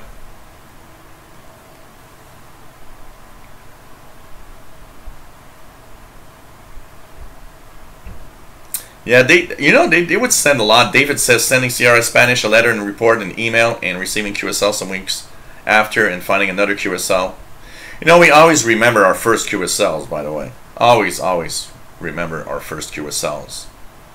For sure. William Helms is first QSL from the mighty KBC. I should write. I never wrote mighty KBC to get a QSL card from them. So Shannon, yeah, absolutely. Shannon Volmet, absolutely works. Receive it very, very well here, by the way. Oh, everybody tells me there's a guy that I know that is that travels for business across Canada, and he was telling me how Vancouver was a fantastic city to visit. Hey, Jason Wallace from New Zealand, nice to have you here from the other side of the world. Really, really cool. So, but if I had money and the time, I would do that. Cross the border here and try to visit every state by car and go slowly. But not a visit of, you know, I'm going to stay here just a little bit. It would be something that would be several months of going around everywhere. And I always thought it would be cool to come back up via the state of Washington into British Columbia. I always thought that would be kind of cool. I do have to cross the pond. You know what? My one of my nephews, Francois, has done a very cool thing with his university gang. They went to Europe. It was, you know, kind of a very quick tour, but they went to Europe and they visited like 15 cities in Europe in like, you know, 15 days or something like that. You know, it's like they had a city every day. And you know, he saw Brussels, he saw he saw Munich, he saw Paris, he went to Prague, he went to oh man, I'm trying to remember all the cities, but it's like a really cool thing. And the only thing that he was saying is, you know, he thought it was a lot of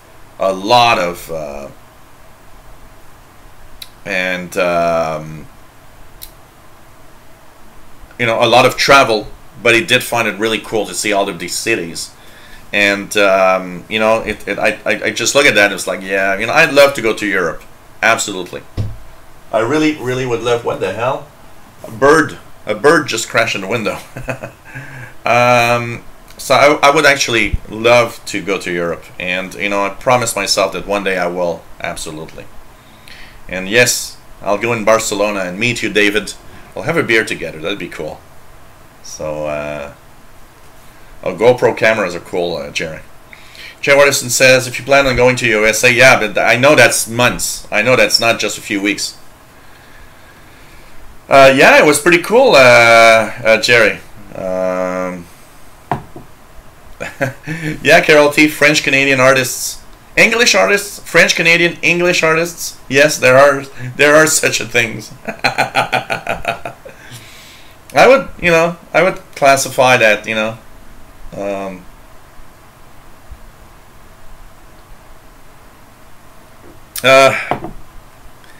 Hello there, DX from Southern California. Nice to have you on board on the IRC chat. Well, no, my sister that was a ham radio operator, went to Daytona Beach in Florida several times. My brother was lucky. He went to Disney World. And my brother was extremely lucky. He even went to see a space shuttle launch at Cape Canaveral, which was very amazing. I would have loved to see that. You know, a space shuttle launch. I would have loved to see that. Yeah, Mick. Angèle Arsenault with her glasses. It's you know, she was popular here in French in Quebec with some of her albums. She had some French Canadian hits here in Quebec, and in the early '80s she was kind of popular. So Scott George says, I have an original Radio Shack Calgary 1993 listening to Shortwave by Ken Winters in 5AUX. Basic fun book to read and learn from. It is kind of cool. Oh man.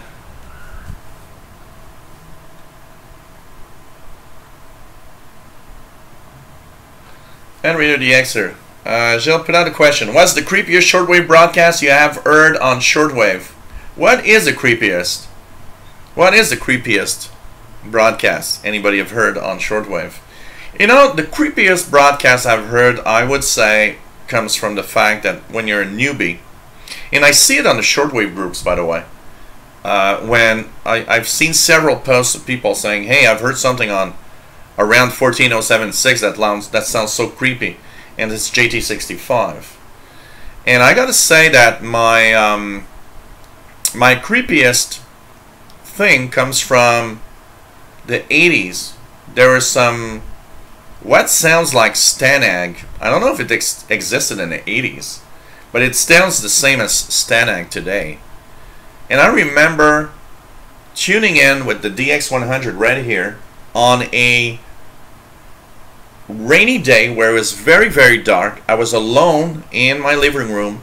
My parents had gone somewhere. I was like 13, 14 years old.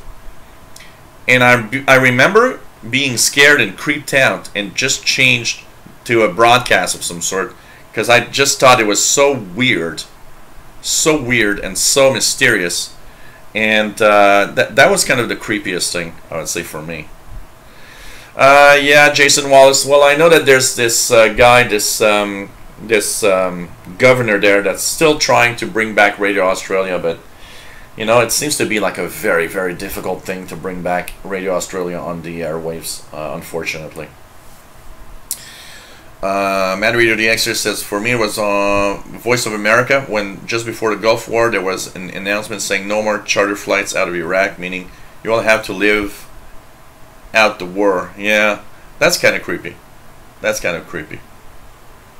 Oh, totally, Jerry. The first thing he told me is like, okay, a lot of travel, and that was really, really a tough part. But he did enjoy his experience for sure. So, you know, I love that. You know, I'd love to go to those. You know, to meet you guys. You know, that would be one thing that you know, at the same as if any of you guys and girls come to Montreal, let me know. I'd like to meet you guys. Absolutely. One of the things that would be cool is also I would love to go to you know, any European cities or go to the US and meet some of you guys in person. You know, you guys see my face all the time, and except for a few of you that I've seen your face thanks to either videos or some of your pictures, most of you I've never seen what you look like, and you know, the voice, what you sound like when you talk, and you know, it's a whole different experience meeting someone. You know, you guys see me, you guys hear my voice, and of course, if we meet up, you'll know, you know, who I am because you see me all the time on these live shows. But I'd love to meet all of you guys for sure. Hey, we got someone here. Come on. You guys want to see DX? He's right here. Come on. He doesn't want to come up. Come on. Hey, come on. Get down. He's looking up, looking at, like, you know, here he goes. Here we go. Woohoo! Hey there. Look at DX the cat. He's right here. Hey there, man. Just gonna take this and put it somewhere else for now. So here's the official mascot. This is Beer, by the way. The official mascot of our Shortwave and our Windows channel. So it's nice to have him here. Put it here. So hey, babe. Yeah. Everybody's happy to see you. He's all, you know, he's still like all sleepy. Has this little eyes, you know, sleeping all afternoon. Really has a rough life, can tell you that. Oh man. So let's continue checking out. DX the cat is here.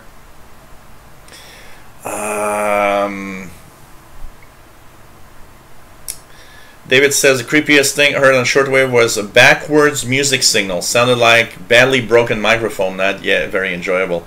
One of the funniest and most unusual things I've ever heard on Shortwave is from HCJB.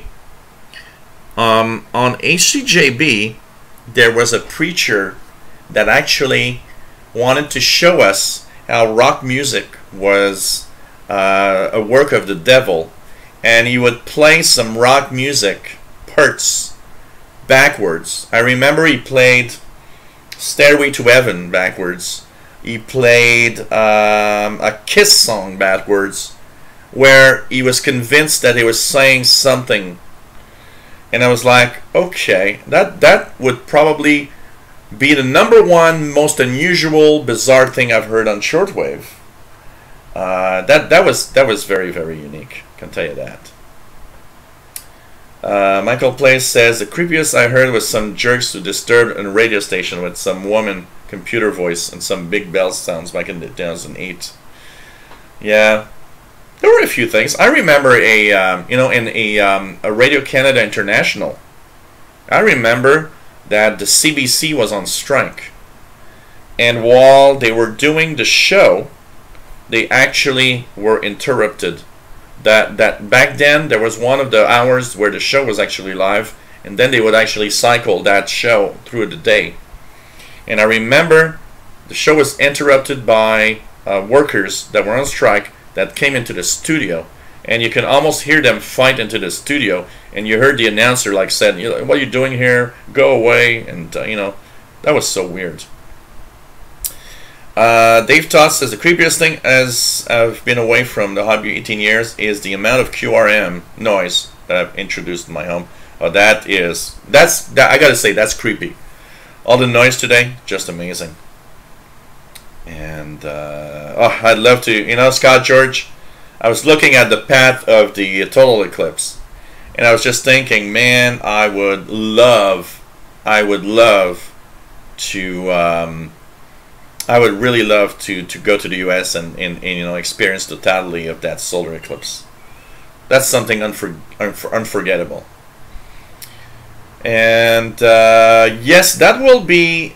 You know what, Mad Radio DXer? That's one of the reasons why in the Fridays we're on the 50-inch TV. The fact that there's the 50-inch TV here on the Friday shows now opens the door easily for Skype calls. So that will be something starting in August or September.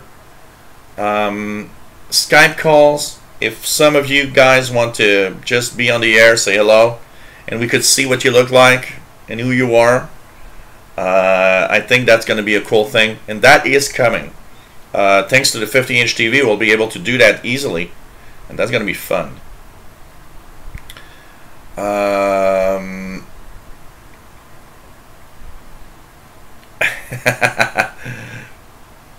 Do you think there is a time, there will be a time that's similar to eventual FM shutdown, that shortwave will be shut down? I don't, WrestleDope, hello there by the way, I don't think there's going to be a time when shortwave shuts down. What we'll see is what we are seeing right now, and that's what is mostly happening is certain areas of the world where there's no more target of shortwave broadcasts. So for example, North America is one of them. We have less and less shortwave broadcasts targeted to North America.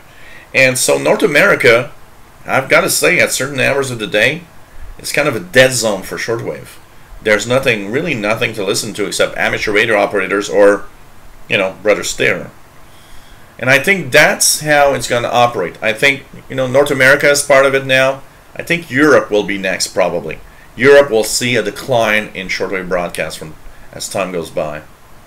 And you know, it's going to go like that. But I think in 50 years from now, there's still going to be some shortwave broadcasts. I think some stations are still going to be there for very localized, you know, Asia, Africa, or, you know, different parts. I think there's still going to be stuff there. But some target areas, you know, in 10 years from now, I'm scared of what North America will be like on shortwave. As I was saying earlier, imagine WRMI leaving the air. I can tell you, there's not a lot to listen to suddenly on North America in the evening. If you take out WRMI, okay, we're going to be left with China Radio, Radio Romania, Voice of Vietnam. Will be, and I'm talking about English language broadcasts, by the way, here. You know, there'll be, yeah, maybe, you know, Radio New Zealand, stuff like that, that might come in from a broadcast, but North America as a whole on shortwave will have very little to listen to suddenly. And that is, I think, what's going to happen. So, yeah, poor cat sleeping all the time. I was just talking to him this morning because he was kind of sleepy and looking at me and said meow, like, you know, take care of me.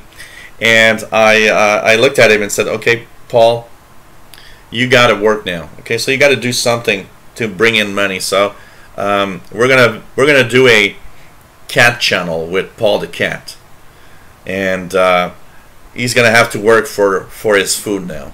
So maybe with a cat video channel with Paul as the main.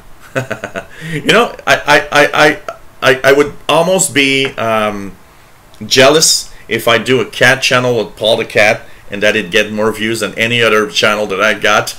But at least it'd bring in some money. Cat videos all the time.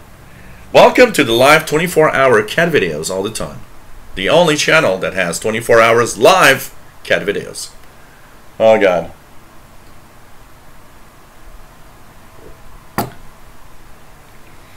I gotta tell you. What else do we have here?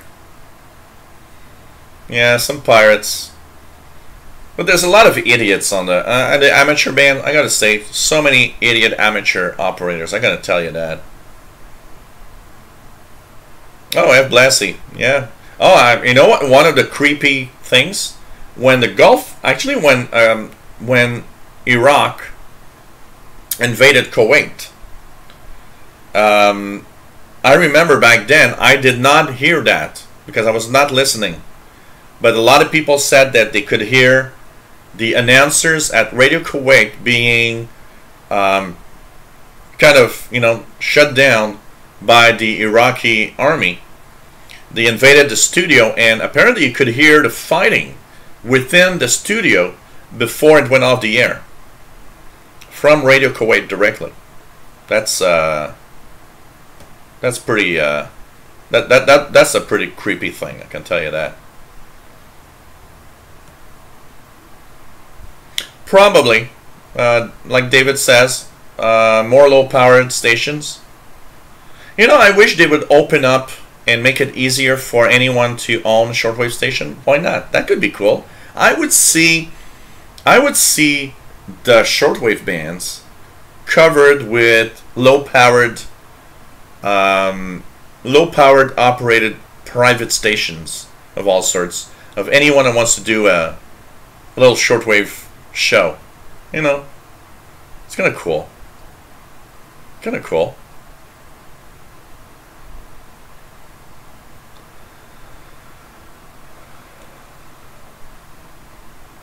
Does longwave have any appeal for listening these days? And thanks for answering.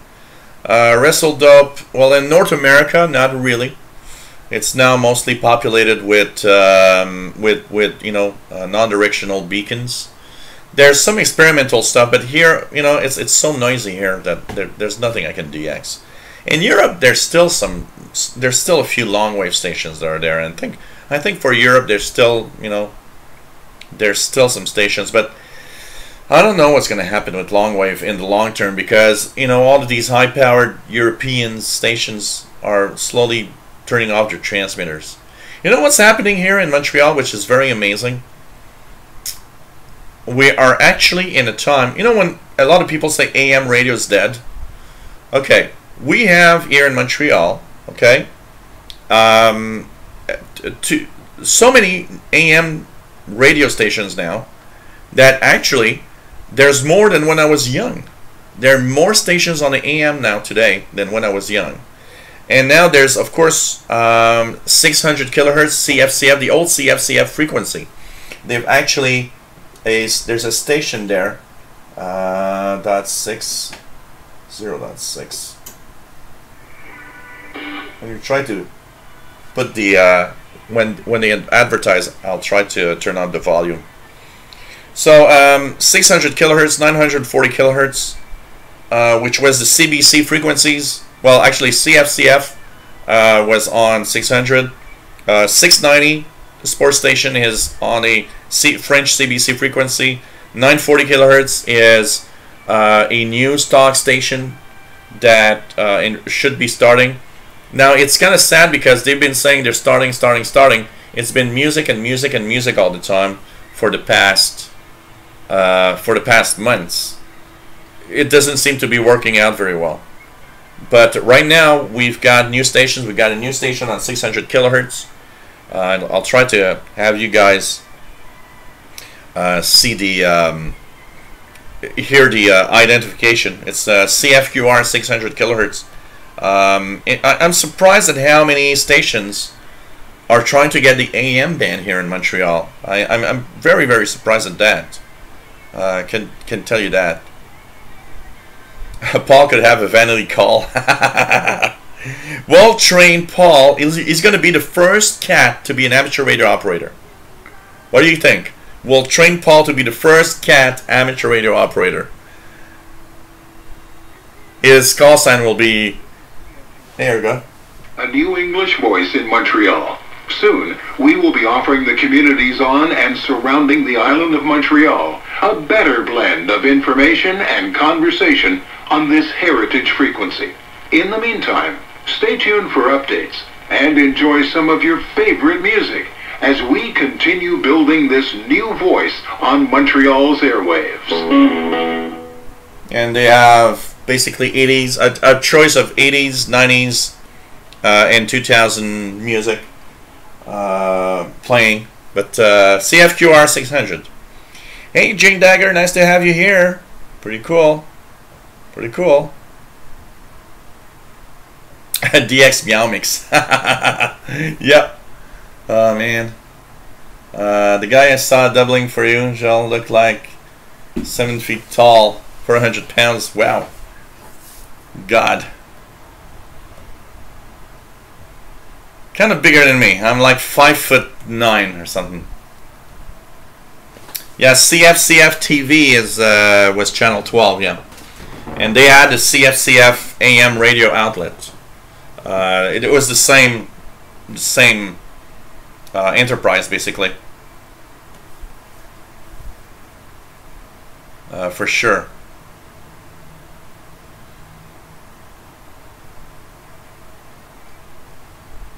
Nissan Greenwich 2761. I can tell you it's some weather broadcast from, and I'm going to tell you right now. 2761 is 2761. It's 2760 probably. And let me check it out here. Well, actually, there's nothing on 2761 here, but I know that there are some stations that give the weather out on the 2 megahertz frequency range from Europe. A lot of things. Oh, 2761. I wonder what type of transmission are you hearing actually? Oh yeah, Dave Todd. Absolutely. That when the solar cycle was at its peak, you could use 100 watts, and absolutely. You know, that's the appeal also of the 10-meter band. And the 10-meter band, you can use 50 watts in talk to Australia. It's just amazing. David says, I would love a ham radio-like licensing system for shortwave broadcasting with call signs. I would love to set up a hi-fi Sequam stereo shortwave station. Would only play music from analog sources. You know, that'd be a great idea. You know, why not? If you know, international broadcasters slowly fade away, that would be a cool thing. Why not? Or, you know, why not build a system where if you have a license, of an amateur radio license, okay, so kind of a two-way system. Start by being a ham, and after your ham, some kind of licensing that would enable an amateur radio operator that has been a ham for several years the possibility to start up a shortwave broadcast station in the international broadcast bands. That could be very, very cool. That could be very cool. Oh, it's a standard radio from, I think it's Austria, 2761. Yeah, it's that I think is Austria. If I'm not making, I'm not. I remember seeing that there's something like that on 2761, so that's possible. V1 cat. Here it'd be V2 cat. Oh God, I can tell you that.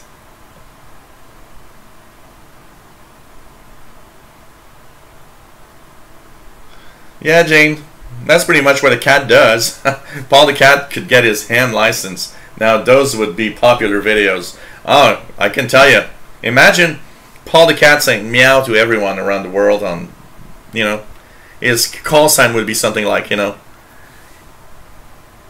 MEE1OW.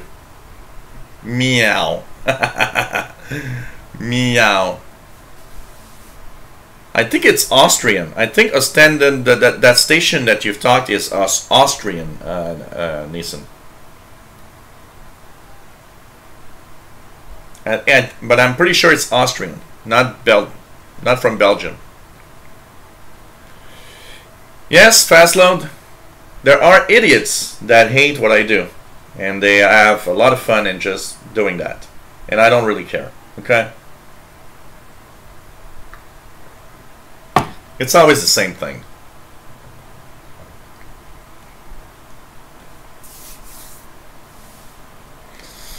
Yeah.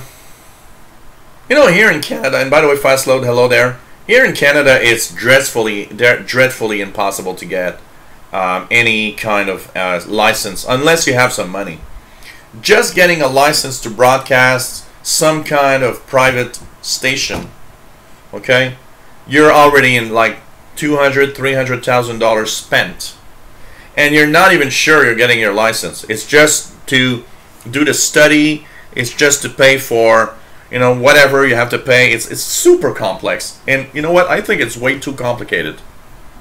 I understand that it's you know, it's to prevent, you know, idiots from owning stations, but there could be a better way to get a license to have some kind of privately owned station. I think it would be cool.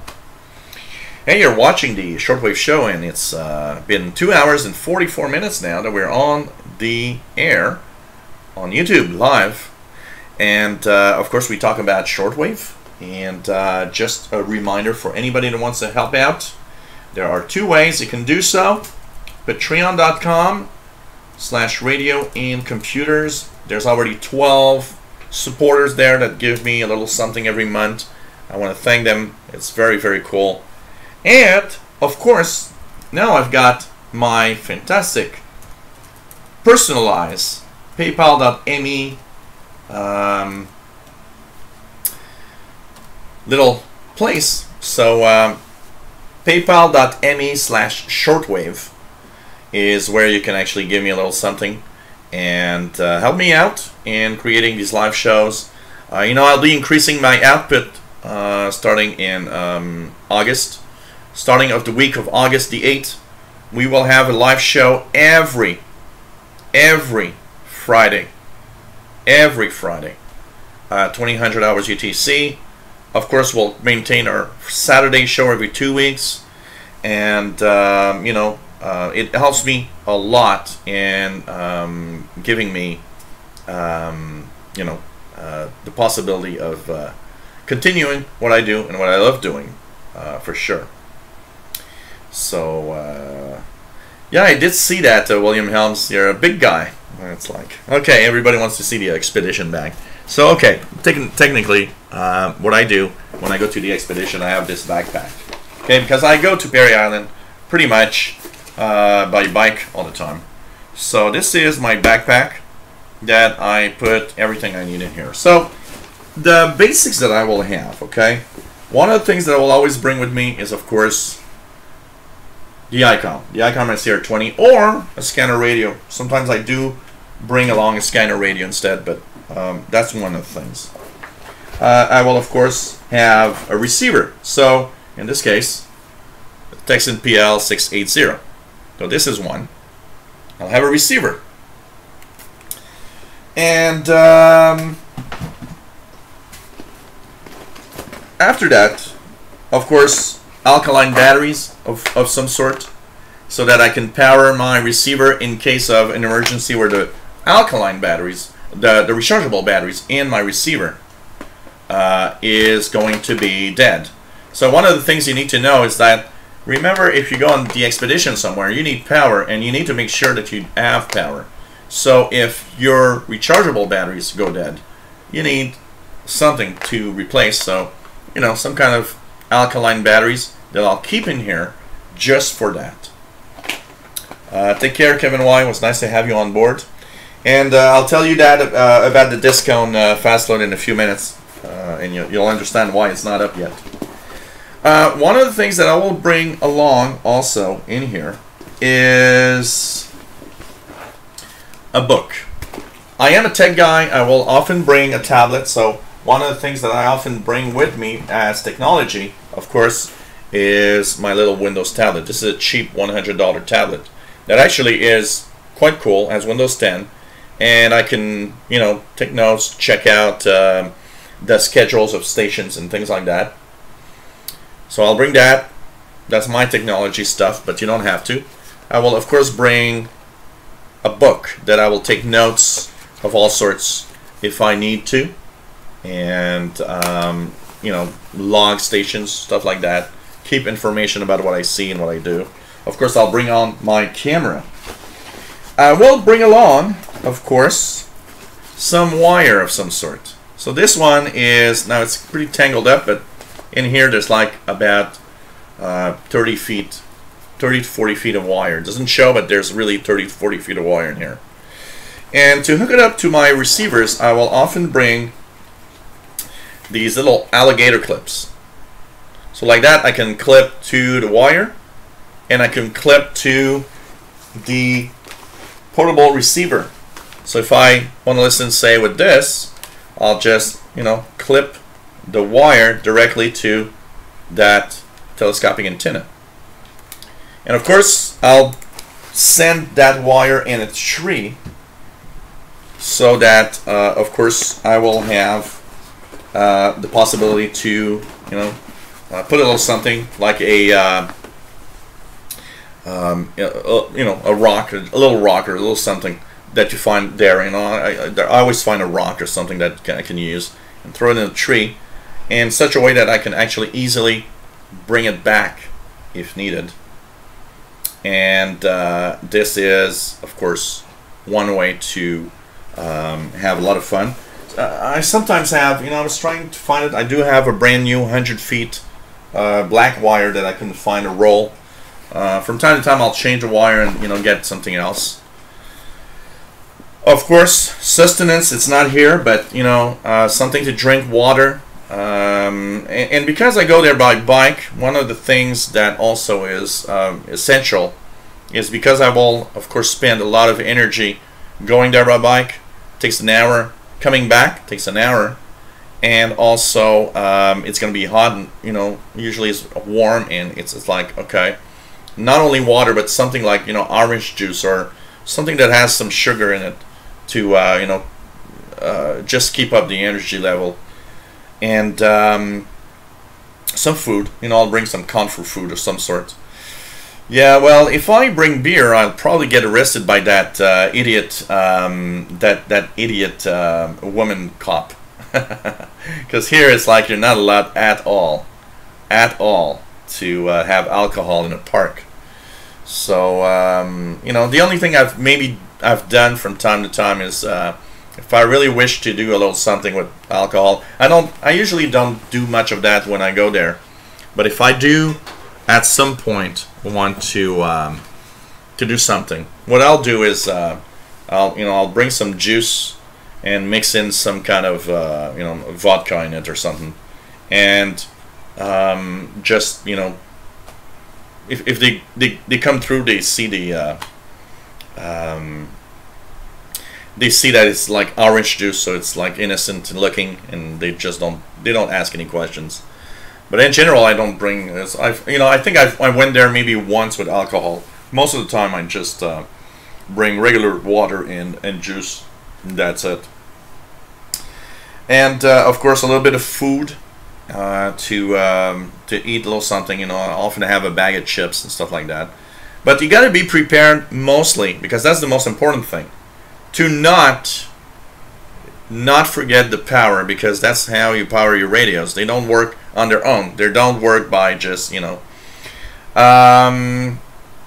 What I will bring along, J. Watterson 69, is what I do have is it's not in this bag because I needed to use it the other day, but I will have the tools needed in order to fix the bike. You know, you are an hour away from home, and the last thing you want to have to do is call the taxi and say, hey, I need a taxi to bring my bike home. You know, it's like I have an emergency kit for fixing a flat tire, stuff like that. And I will bring different things. Every time I will go there, I bring different things. So sometimes I'll bring, you know, scanner radio. You know, there's a railroad, and sometimes I will bring a scanner radio just to monitor the railroad frequencies on the VHF channels, stuff like that. And depending on, you know, how I go there and what I need, I do have a fold-up chair that I can put on the back also. So sometimes I'll have that with me. Hey, take care, Guy Kesnell. Nice to have you on board, as usual. So it depends on what I want to do. I'll have different things that I will bring up, you know, with me, depending on what I want to do. And it is kind of cool. And just don't forget the batteries, because you know, I use mostly, what I will do is not just bring, you know, so the radio has batteries inside, but I will always have an extra set of rechargeables, so that if the main rechargeables are no good or drop down too fast in power, instead of using alkalines, I'll try another set of rechargeables. You know, so it's like extra care, basically. So rechargeables, and if all of that fails, I still have alkalines that these usually never fail. One of the things you got to remember when you go on the expedition, okay, if it's sunny, you got to have some You know, some kind of sunscreen, very important. If you don't wear sunscreen, you're just gonna cook. You know, I'm gonna look like a lobster after a full day at the sunshine. So of course some sunscreen. I don't usually bring bug repellent or anything. I have my own way of kind of putting the bugs away. The biggest annoyance that I have there at Pierre Island is mostly when I go late August. There's a lot of wasps, and they're all after the food and the sugar. What I will do is I have my own little trick. I will actually, often I have like a little can of Coca-Cola. What I will do is pour some Coca-Cola in the grass a little farther away from where I am. And the wasps, they are all attracted to the sugar there. And they're all there, and suddenly you have no more wasps that are after you, because they're just all after the sugary stuff that you just poured there. Or some fruit juice will work also.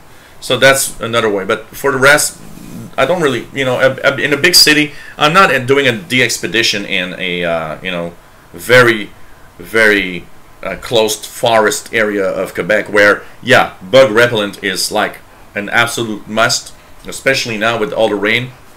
But, you know, you just got to be prepared for everything. And, of course, you know, make sure you got a little bit of cash on you to make sure that if something goes wrong, you can, you know, pay a taxi or whatever, buy whatever. You know, it happened to me once. I forgot all the batteries. And basically, my receiver, the rechargeable batteries, actually, I had one of the rechargeable batteries. One of the rechargeable batteries was bad, which made me kind of not use my radio for more than about 30 minutes. And I was like, over there, no more batteries, no nothing. I actually packed it back, and I had spotted, then when I go there, I did spot that there was a little store maybe 5 minutes away, bike distance. And I always spotted that store because I was thinking, if I absolutely need something, I'll go there. And of course, you know, they charge you like 12 bucks for a 4-pack of Duracells. It's just completely nuts. But you know what? You're there. And one of the things for sure is that you will buy that $12 pack of Duracells because you're not coming back home for sure. Okay? Well, getting rid of bitch cops is very, very complex, Jerry. It's like, you know, you gotta smile even though you just wanna, you know, kind of say you're just a stupid bitch. And you gotta be like, hello, yes, I'm doing this. And smile all the time. That's the only way you can get rid of a bitch cop at some point. I can tell you that. Take care, MDK2. It was nice to have you on board. Yeah, the D13, of course, is a good choice with its solar panel and everything. It's very, very nice. But I can tell you, you got bitch off repellent. Oh, man. Maybe if I, you know, just say, hey, have you seen that nice pair of shoes in the store? That is so, so bad. But I can tell you that it's like whatever, you know. That moment was kind of so annoying. I can tell you, it's the first time that, you know, because of what's happening there. There are cops going there very regularly. I mean, in all the years that I've been there, I can tell you that I've seen a lot of stuff. I even seen some naked people. Okay, and it's the thing is, they've cleared the place. I mean, there was like a lot of place where all these people could actually hide. So they kind of like removed everything that obstructed the view. So it lowered the number of people that go there for things like that. But I would say in the afternoon, from if I get there like at noon and usually leave at maybe 6 or 7 p.m.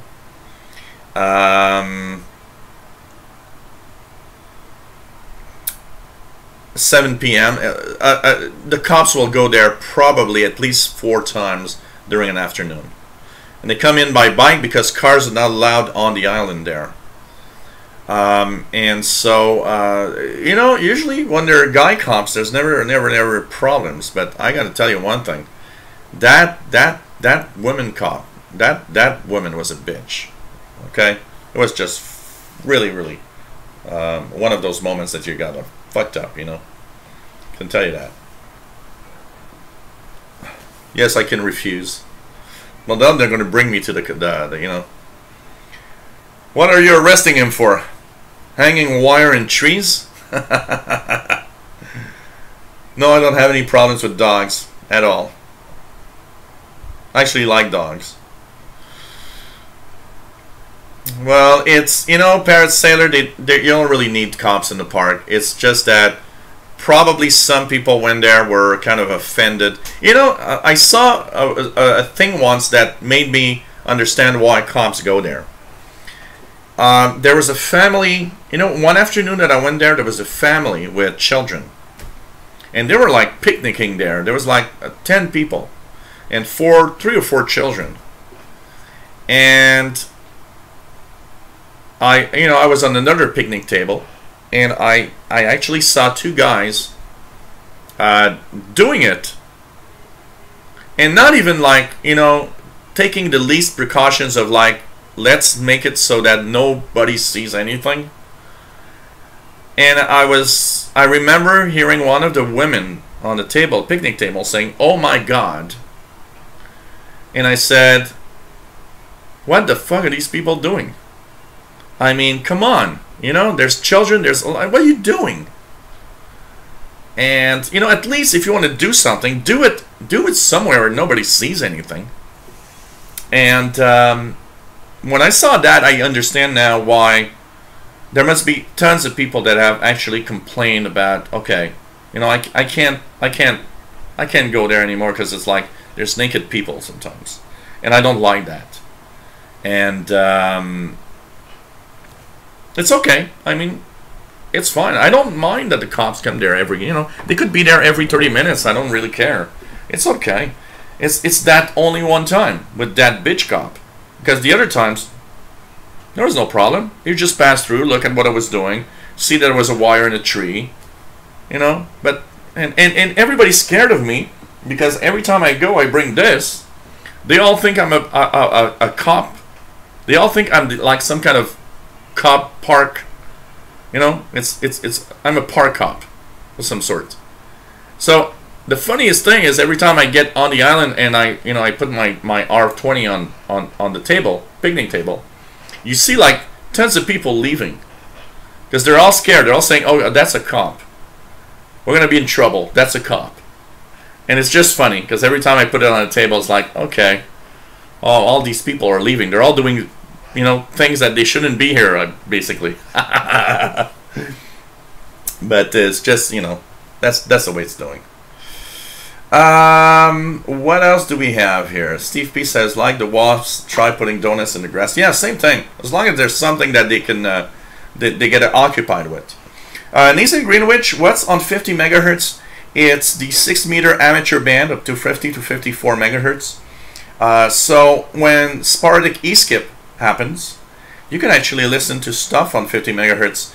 To give you an idea, a few weeks ago I heard Brazil on JT65 mode on 50.276 upper sideband.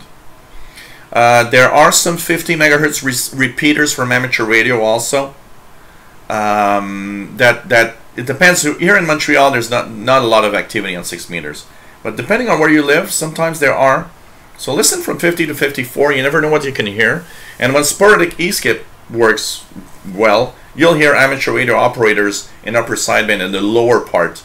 Around 50-100 to 50-200, you'll hear some upper sideband voice from amateur radio operators, stuff like that. Tell you have fuzzy handcuffs back at your place. Oh God. Oh man. Yeah, that's what, you know. Okay, I get it now. Next time Next time I go there, I'll bring a I'll bring 12 donuts, and the cops are gonna say, oh well, you know, if she starts bitching, I'm gonna say, oh, you want a donut, and then she'll be super okay. WA4AOS, any new shortwave stations come on the air in the last several years? I know many have gone off the air.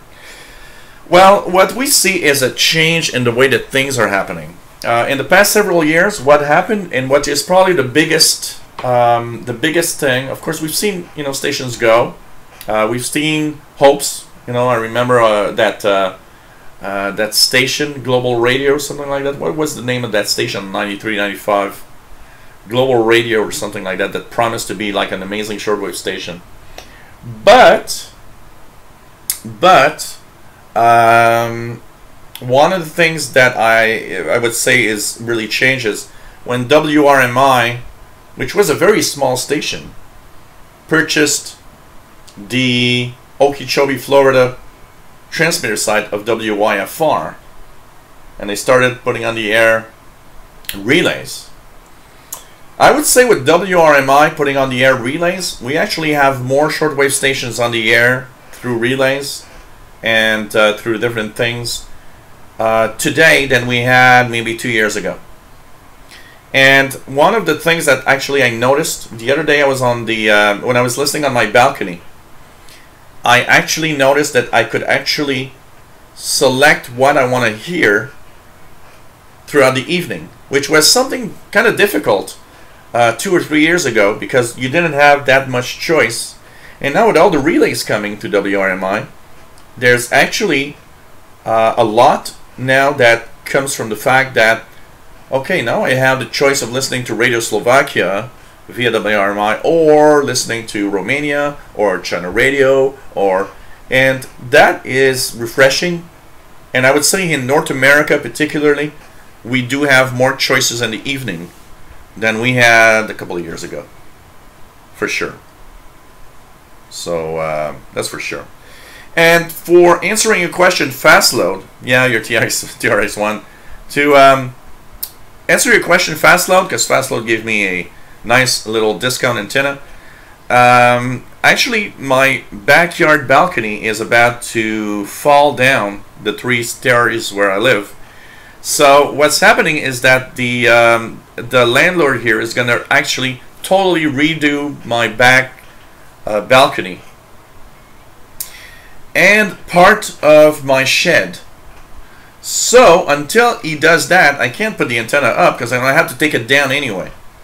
And he's supposed to do it in the next 2 weeks. So I'm going to wait for the balcony and the shed to be completely redone. And when that is done, I'm going to set it up permanently. I will get everything that I need to actually set up the discount antenna. So that's what's happening. For sure. Yeah, Crooked Ninja. That is a good one. I should get some kind of shirt called, you know, with security here. That would be fantastic. I'm sure I can get one on eBay. I'm going to get one called security in the back and the front, you know, security. And I'll just put that, you know, R20 right there, smack in the middle of the picnic table. Hey, you, what are you doing? I saw you naked. $100. $100 fine, come on. Yeah, you give it to me, cash. Oh man. Yeah, it's the this is what you probably see. From what I see, 'cause it's not behind, it's really in front of.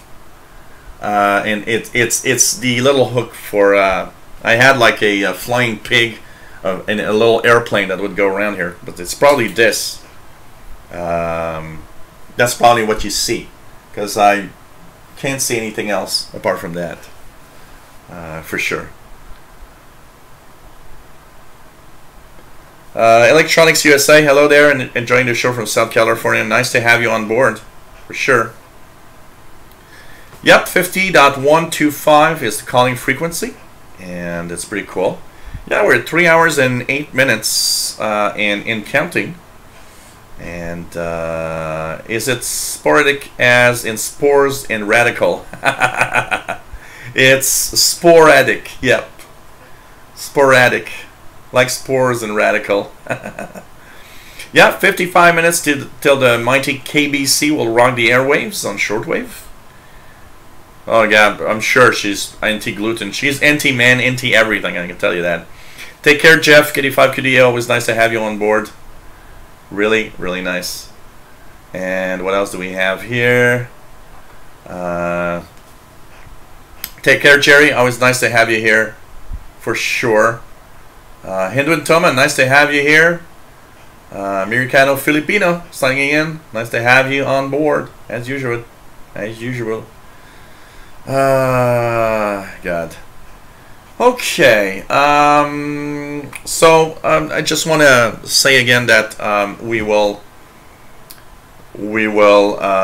have the week off next week. So there's no shortwave show coming week. I'm taking a little 2 weeks of no live shows at all. We'll be back. We'll be back on July 22nd, Saturday, 2000 hours UT. And of course, we will talk about shortwave. Remember that starting the week of August 8th, every Friday we have a live show. Every single Friday we'll have a live show. So if you want to be here, no, the month off, Carol, is for the Windows channel. I'm taking, you know, that channel is more time consuming for me. And this is hobby. The other one is more work, I'd say, on the Windows channel. So, and basically, I just, you know, take it a little bit easy now. And when we'll be back in August, we'll have, starting August 8th, okay, we'll be every Friday on the shortwave stuff. We'll be every 2 weeks on Saturdays, of course. So some weeks we'll have 2 radio shows. There's going to be, for the Windows channel, there's going to be the new version of my tech show on Tuesdays, 3 p.m. Eastern, on the Windows channel. It's going to be different. The first hour will be some of the tech news I want to talk about from the past week. Then we'll go into the questions, and we'll end it with the bad and the good news in technology of the week. So that's going to be a new format. The Windows Insider Hour that I had on Tuesdays will now be on Thursdays at 1900 UTC. And that will be the new time slot. It's going to take over the From the Couch show that I had with my nephew, Gabriel. And of course, we will have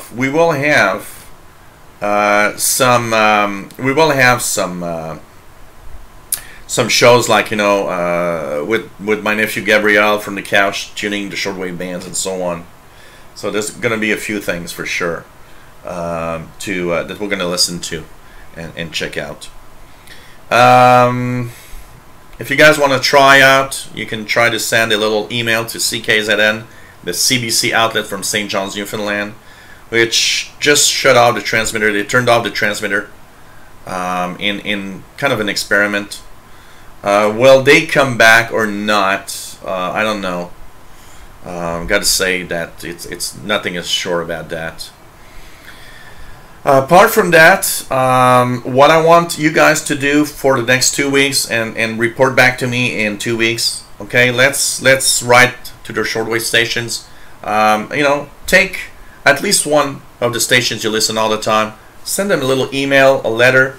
Let them know that you're listening in, to make sure that they know that we are here. We are listening, and that we are we love, you know, listening to their programs.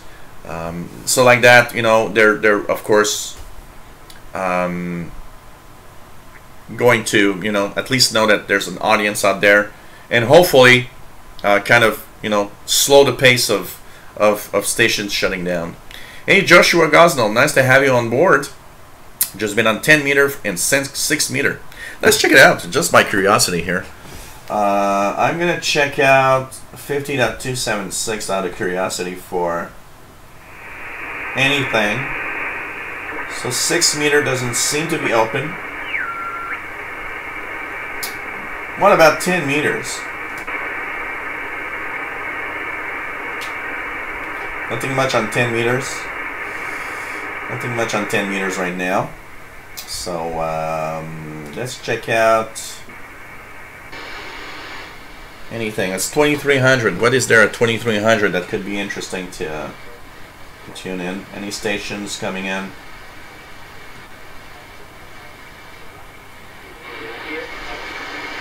Okay. By the way, you guys, you know, some of you that follow me know that on 5270 upper sideband, right now, for example, there's some northern, some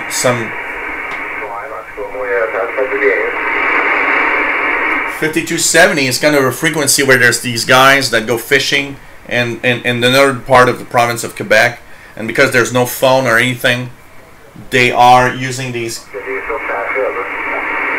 communications. Right now there's something on 5270 in French. So these are, you know, like fishermen that went to a lake or somewhere farther away, and they can communicate with their family through the radio. I heard for the first time ever something very unusual this week. On 5490 kilohertz upper sideband, there were some what looked like, okay, we have Hydro-Quebec here, a company that actually have give us the power, and they are very far north, so they are you know, at James Bay and places like that, with their big you know, power plants. And for the first time on 5490 kilohertz, I actually received two guys talking, and they were at LG1, which is La Grande One, which is one of the power plant places, and I was so surprised to hear it on 5490 kilohertz upper sideband. It was really, really nice. Shortwave guest in the ICU chat room says, too nice out here on the west coast, Victoria, BC, to be in front of the computer. I'll listen and watch later. No problem. I understand that in the summertime, I can tell you. I do understand that for sure, but it was amazing. I was so surprised to hear that. So I heard 6 meter, Joshua, I heard the 6 meter opening a couple of weeks ago. I haven't heard any in the past week or so. Carol T says nothing on 10 meters, not even a beacon. Hey, Patrick, Benny. Nice to have everybody on board for sure. David says Spanish fishermen also use phone relay services on HF. I once came across one of them. Yeah, that's pretty much what we have here. They chat with their wives, but they're in, you know, like on a lake somewhere in northern parts of Quebec, on fishing trips, stuff like that. Try 27025. Let's check it out. That, of course, will tell us if there's some skip. If we hear like tens of stations or not. Nothing much on 27025 right now, for sure. Yeah, one propagation is like there's tons of things for sure. Bapowell 80, hello there from Sydney, Australia. Nice to have you on board. Carol's got skip on 27025. I don't hear anything right now. What's the latest indices, by the way? We haven't updated the indices for K-index and everything. Let's check it out. dx.qsl.net.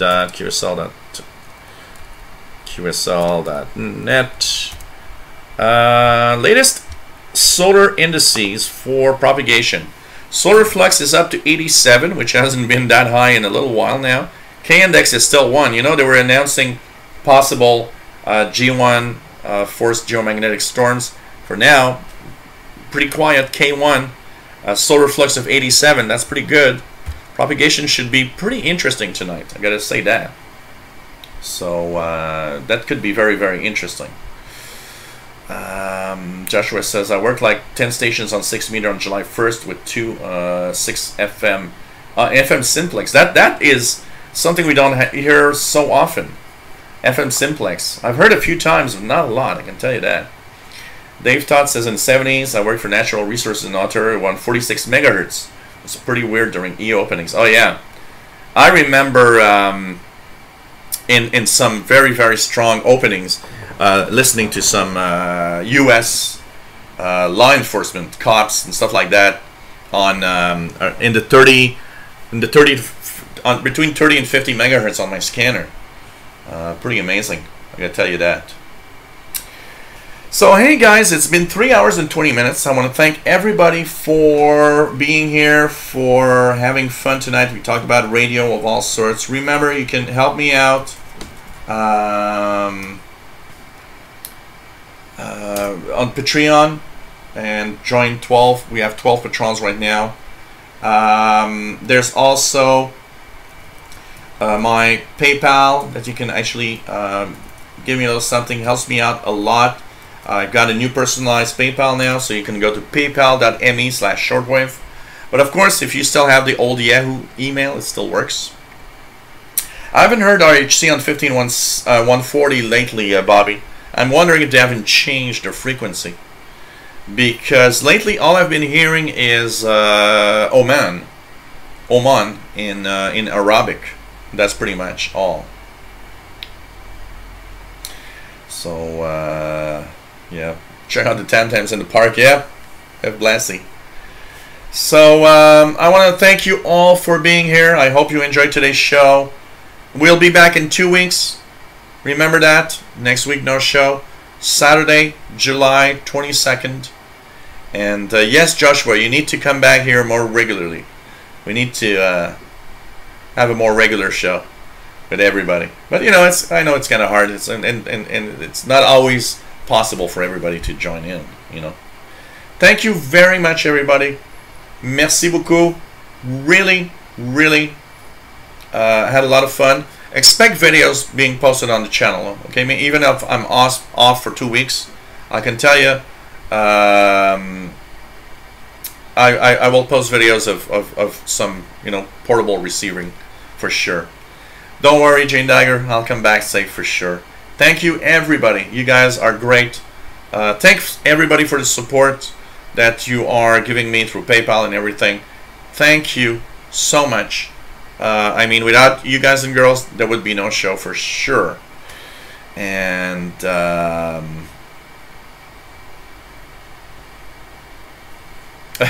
Jay Bartison, yeah. You know, I have to. I'll create a new channel called I don't know, Shortwave Cat Videos, and every time that I listen to Shortwave out, you know, with a radio, the cat will be there. Oh, I really can't wait to go back to Perry Island. I miss Perry Island. The weather's been bad, and every time it's been nice, I've not been able to go there. So, but I really am soon to go there. I want to go there very soon. Take care, everybody. Thank you for being here. Bye. I was going on the wrong computer. Bye.